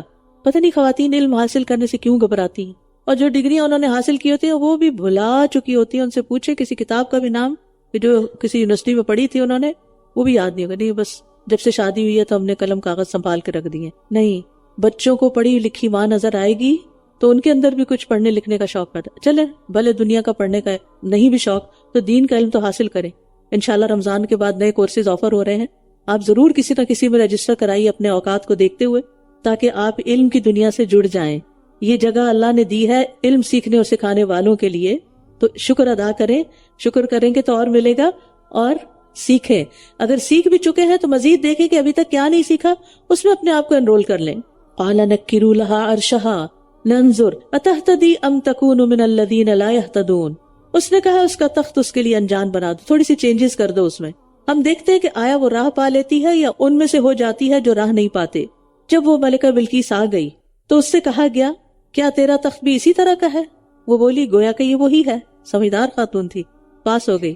اور ہم اس سے پہلے ہی علم دیے گئے تھے اور ہم تابع فرمان ہیں. یعنی ہمیں آپ کے بارے میں کچھ خبریں تو تھی کہ آپ کی حکومت کیسی ہے اور آپ کے پاس کیسے کیسے لشکر ہیں اور کیا کیا چیزیں ہیں، تو ہم نے تو سرنڈر کر دیا، مسلمان ہو گئے. اور اسے اللہ کی طرف آنے سے انہوں نے روک رکھا تھا جن کی وہ اللہ کے سوا عبادت کرتی تھی. بے شک وہ ایک کافر قوم سے تھی. قیل لها ادخل الصرح، اس سے کہا گیا اس محل میں داخل ہو جاؤ. پھر جب اس نے اسے دیکھا تو اسے گہرا پانی سمجھا اور اپنی دونوں پنڈلیاں کھول دی. سلیمان نے کہا یہ تو شیشوں سے بنایا گیا چکنا فرش ہے. سبحان اللہ، کتنی ترقی تھی اس دور میں بھی کہ اتنا کرسٹل کلیئر فرش تھا کہ وہ پورے کا پورا پانی لگا. اس کے اندر شاید چمک بھی نہیں تھی، ورنہ یہ ہوتا ہے کہ شیشے کے اوپر ایک چمک سی آتی ہے تو انسان کو پتہ چل جاتا، اور پانی میں بھی چمک ہوتی. وہ کہنے لگی اے میرے رب، سمجھدار تھی، فوراً رب کی طرف رجوع کیا. بے شک میں نے اپنی جان پر ظلم کیا. انی ظلمت نفسی واسلمت مع سلیمان للہ رب العالمین، اور اب میں سلیمان کے ساتھ اللہ رب العالمین کے لیے فرما بردار ہو گئی ہوں. بس اتنی سی بات ہے، حق سامنے آئے اور انسان قبول کر لے. اور بے شک ہم نے سمود کی طرف ان کے بھائی صالح کو بھیجا کہ ایک اللہ کی عبادت کرو. تو یکا یک وہ دو فریق بن کر جھگڑنے لگے، ایک مومنوں کا اور ایک غیر مومنوں کا. اس نے کہا اے میری قوم، کیوں تم بھلائی سے پہلے برائی کو مانگتے ہو؟ تم اللہ سے بخشش کیوں نہیں مانگتے تاکہ تم پر رحم کیا جائے؟ تو اس سے پتہ چلتا ہے استغفار اللہ کی رحمت کو کھینچ لاتا ہے. قالوا اطیرنا بک وبمن معک، انہوں نے کہا ہم تجھ سے اور تیرے ساتھیوں سے برا شگون لیتے ہیں. کہا تمہاری بدشگونی اللہ کے پاس ہے، بلکہ تم ایسے لوگ ہو جو آزمائے جا رہے ہو. اور اس شہر میں 9 سردار تھے جو سرزمین میں فساد کرتے تھے اور اصلاح نہیں کرتے تھے. یہ لیڈرز مفسد تھے. انہوں نے کہا آپس میں اللہ کی قسمیں کھاؤ کہ ہم ضرور اس پر اور اس کے گھر والوں پر رات کو حملہ کریں گے، پھر ہم اس کے سرپرست سے کہہ دیں گے کہ ہم اس کے خاندان کی ہلاکت کے وقت موجود نہ تھے، اور بے شک ہم بالکل سچے ہیں. وَمَكَرُوا مَكْرًا وَمَكَرْنَا مَكْرًا وَهُمْ لَا يَشْعُرُونَ، اور انہوں نے ایک چال چلی اور ہم نے بھی ایک خفیہ تدبیر کی اور وہ شعور بھی نہ رکھتے تھے. تو دوسرے انبیاء کی طرح اللہ تعالیٰ نے صالح علیہ السلام اور ان کے ساتھیوں کو حفاظت سے وہاں سے نکال لیا، اور نکلنے کی دیر تھی کہ پوری قوم شدید زلزلے کا شکار ہوئی. فَأَخَذَتْهُمُ الرَّجْفَةُ، اور اس زلزلے کے ساتھ خوفناک چیخ بھی تھی. فَأَخَذَ الَّذِينَ ظَلَمُوا الصَّيْحَةُ فَانظُرْ كَيْفَ كَانَ عَاقِبَةُ مَكْرِهِمْ أَنَّا دَمَّرْنَاهُمْ وَقَوْمَهُمْ أَجْمَعِينَ. بس دیکھیے ان کی چال کا انجام کیسا ہوا کہ ہم نے انہیں اور ان کی ساری قوم کو تباہ کر دیا. فَتِلْكَ بُيُوتُهُمْ خَاوِيَةٌ، تو ان کے ظلم کرنے کی وجہ سے ان کے یہ گھر گرے پڑے ہیں. بِمَا ظَلَمُوا، یقیناً اس میں ایک نشانی ہے ان لوگوں کے لیے جو علم رکھتے ہیں. پھر علم کی فضیلت کہ علم والے پہچان جاتے ہیں، سمجھ جاتے ہیں، نشانیاں دیکھ لیتے ہیں. اور دوسری اہم بات یہ پتہ چلتی ہے کہ ظلم گھروں کو تباہ کر دیتا ہے. جو مرد اپنی بیوی پہ ظلم کرتا ہے وہ گھر بچتا نہیں. پھر جو والدین بچوں پہ ظلم کرتے ہیں پھر وہ بچے ان کے پاس ٹھہرتے نہیں. ظلم کے اندر بے پناہ مفاسد ہیں، اس لیے انسان کو ہمیشہ اللہ سے ڈرتے رہنا چاہیے، یعنی کسی پر بھی زیادتی کرنا. نبی صلی اللہ علیہ وسلم نے فرمایا، اللہ تعالیٰ فرماتے ہیں اے میرے بندو، میں نے اپنے اوپر ظلم کو حرام قرار دیا اور میں نے تمہارے درمیان بھی ظلم کو حرام قرار دیا ہے، تو تم ایک دوسرے پر ظلم نہ کرو. نبی صلی اللہ علیہ وسلم نے فرمایا ظلم قیامت کے دن اندھیروں کی صورت میں ہوگا. وَأَنْجَيْنَا الَّذِينَ آمَنُوا وَكَانُوا يَتَّقُونَ، اور ہم نے ان لوگوں کو نجات دے دی جو ایمان لائے اور وہ اللہ سے ڈرا کرتے تھے. وَلُوطًا إِذْ قَالَ لِقَوْمِهِ أَتَأْتُونَ الْفَاحِشَةَ وَأَنْتُمْ تُبْصِرُونَ، اور لوط کا ذکر کرو جب اس نے اپنی قوم سے کہا کیا تم بے حیائی کا ارتکاب کرتے ہو حالانکہ تم سوجھ بوجھ رکھتے ہو؟ کیا تم عورتوں کو چھوڑ کر مردوں کے پاس شہوت رانی کے لیے آتے ہو، یعنی خواہشات پوری کرنے آتے ہو؟ بلکہ تم ایسی قوم ہو جو جہالت برت رہی ہے. تو اس کی قوم کا جواب اس کے سوا کچھ نہ تھا کہ وہ کہنے لگے آل لوط کو اپنی بستی سے نکال دو، یہ لوگ بڑے پاک باز بنتے ہیں، ان کو یہاں سے ڈپورٹ کر دو تو ہم جو چاہیں پھر کریں. تو ہم نے اسے اور اس کے گھر والوں کو نجات دی سوائے اس کی بیوی کے کہ ہم نے اس کے لیے مقدر کر دیا تھا کہ وہ پیچھے رہنے والوں میں سے ہوگی، اور ہم نے ان پر پتھروں کی ایک بارش برسائی تو بہت بری بارش تھی ڈرائے جانے والوں کی. قل الحمد للہ وسلام علی عبادہ الذین اصطفیٰ اللہ خیر اما یشرکون، کہہ دیجئے سب تعریف اللہ ہی کے لیے ہے اور سلام ہے اس کے ان بندوں پر جنہیں اس نے چن لیا. کیا اللہ بہتر ہے یا وہ جنہیں وہ شریک ٹھہرا رہے ہیں؟ تو منکروں کی جڑ کاٹنے پر اللہ کا شکر ادا کیا جا رہا ہے، ظالموں کی جڑ کاٹنے پر اللہ کا شکر ادا کیا جا رہا ہے، اور اللہ کے چنے ہوئے بندوں پر سلام بھیجا جا رہا ہے. تو اس سے پتہ چلتا ہے کہ واعظ و نصیحت سے پہلے اللہ کی حمد و ثنا اور درود پڑھنا چاہیے. وآخر دعوانا ان الحمد للہ رب العالمین.